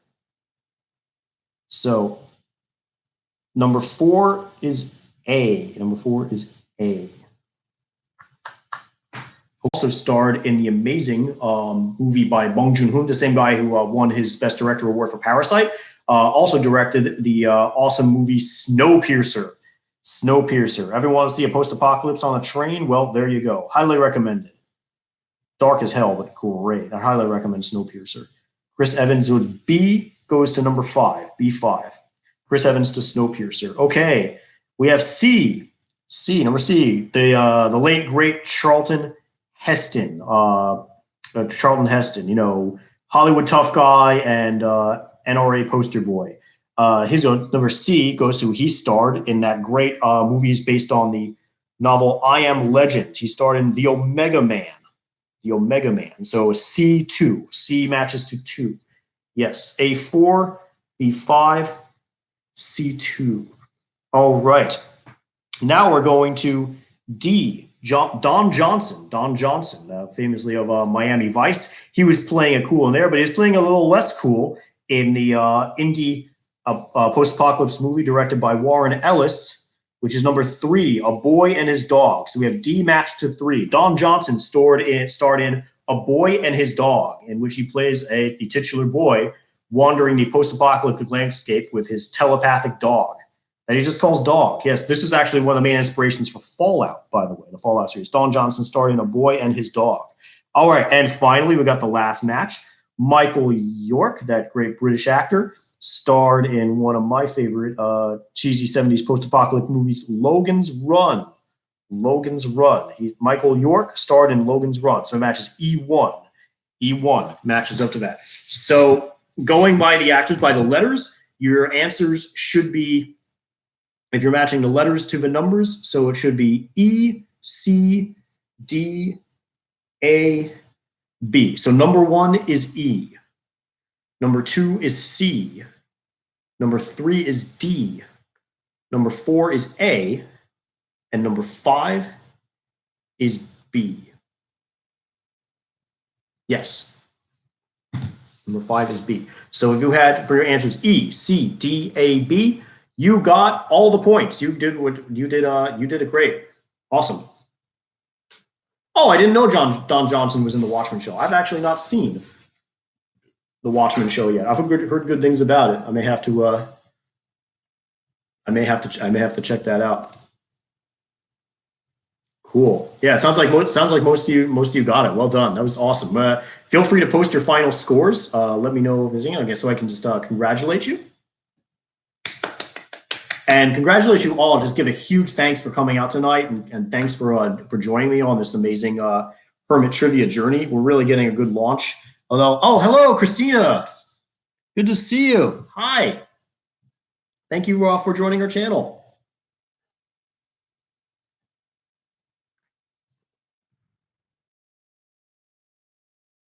Even if you missed the quiz, feel free. I'm just gonna have just sort of for the next. I'm just gonna chill out here. I think for the next 15 minutes, we'll just call it the after party. If people want to catch up and just shoot the breeze and such, I've got nowhere to go. No one's got nowhere to go, so I'm just gonna enjoy myself. that was amazing. Tell me what you like. Tell me what you didn't like. If there's anything about this trivia I thought it fell flat, anything. Little bit of a connection issue earlier, but it seems to have fixed itself. That's true. In my cup, sangria plus Diet Coke. Classy bitch.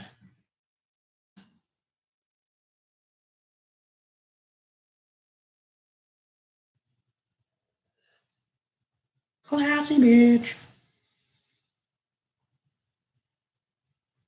Oh, great job, Carol. Awesome. Carol's final score was 26. Well done. Well, lovely. Sorry it's not working out, but lovely to have you here on our trivia night. Thank you, Aunt Carol.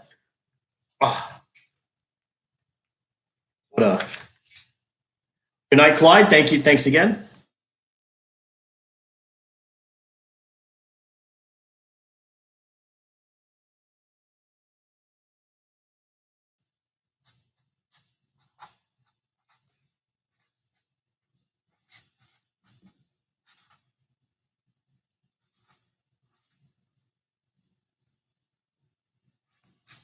Oh, that's okay, Joe. I mean, honestly, whatever points you got really does not matter. I'm just happy to have the company. I'm happy to bring some wackiness and joy to people's lives. If it means I've got to wear a hat with cat ears, then hey, and so be it. I love my Jean-Man hat cat.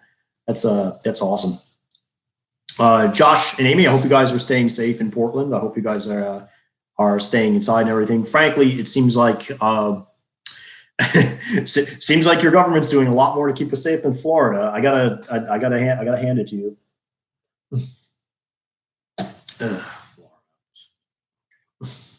Sorry, anyway, don't want to drag a whole bunch of negativity in this. I'm just trying to have some fun. I'm actually going to freshen my drink. We'll be right back after these messages. I will return.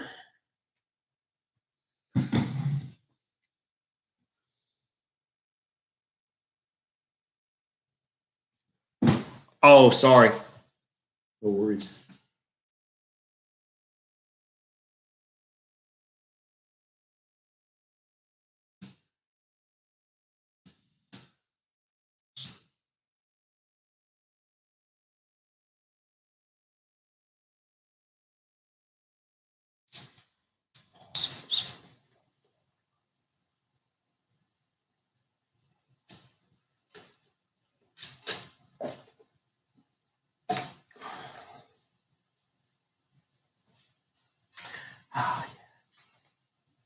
Over and eating Cindy Lou. Oh, Hermit and Xiaomei. Doing fine. Say hi to Cindy Lou for us.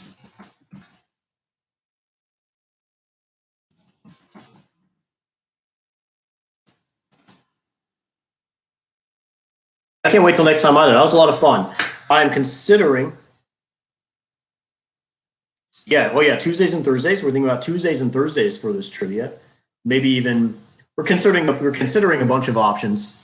I'm thinking, what was I mentioned? I think I might just I'm gonna try to find a way to change my name to the name of this channel to just Hermit Trivia, or maybe just create a separate Hermit Trivia YouTube channel. I'm just going off my oh yeah, comments still kicking.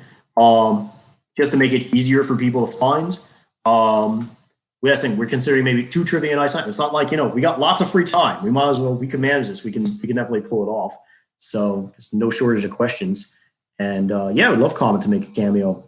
I might the plan is to set up a Patreon soon. If this gets some ready, we might have set up a thing where we have like 3 trivia nights a week, and then 2 are free.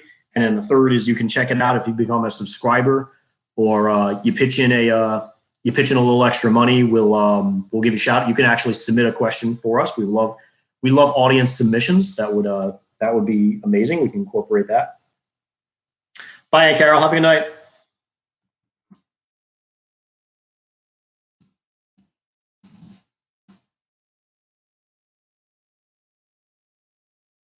I'm going to go back. I'm going to freshen my drink.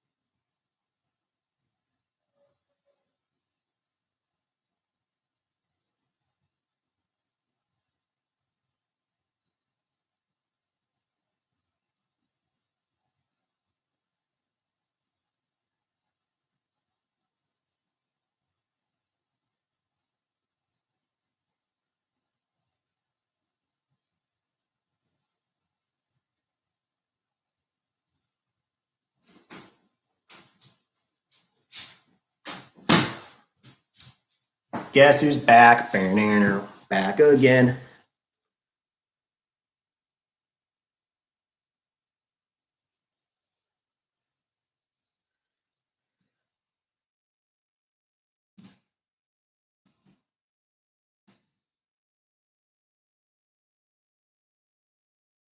Yes, please do. And also, if you can, tell your friends about this.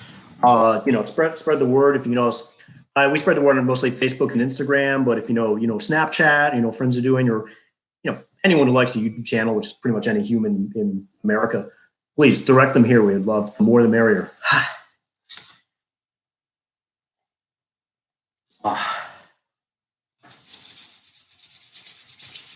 And actually, Nicole, I think you're absolutely right. I think that's a good policy for the Patreon, a $5 entry fee for a third one. That'd be amazing.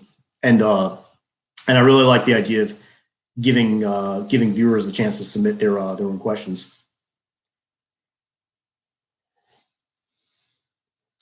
Maybe I was considering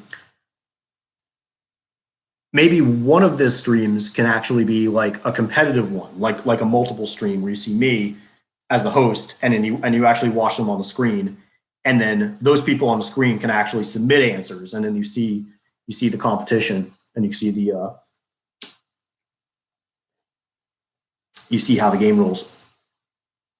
All good possibilities. I'm feeling good. This went really well. This was a lot of fun. I'm probably gonna give it about 5 minutes, and then call it a night, and then just launch a stream.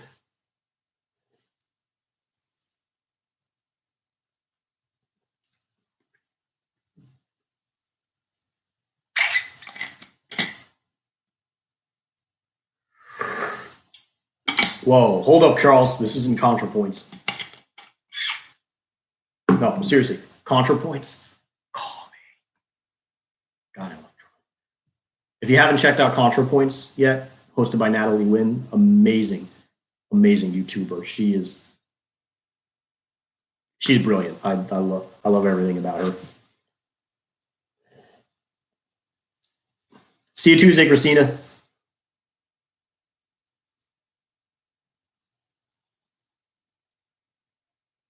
Oh, thanks, Jen. Yeah, I agree. This is a great diversion. That's why I sort of put this together. It's a great way to reconnect with my friends, do something new, maybe make a thing about it. My goal is hopefully when all the troubles blow over, I can actually like turn it into a big YouTube thing.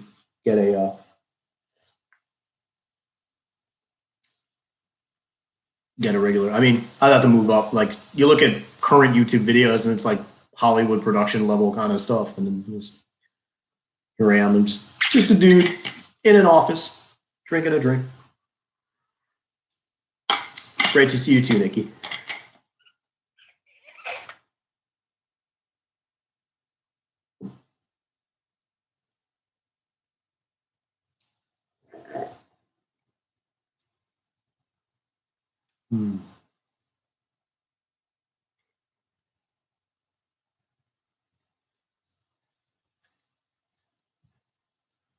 Okay, am I missing anything? Let me just put my stuff away. Cool. Good night, all. I'm going to head out too. Good night, all. Thanks for playing. Seriously, thank you, everybody. I hope you have a wonderful night. Stay safe. Remember, wash your hands. Don't touch your face. All that good stuff. And we will see you next Thursday, if not Tuesday soon. Who knows? I really care. But anyway, thank you all for coming. I'm going to call it a night. Goodbye, everybody. Oh.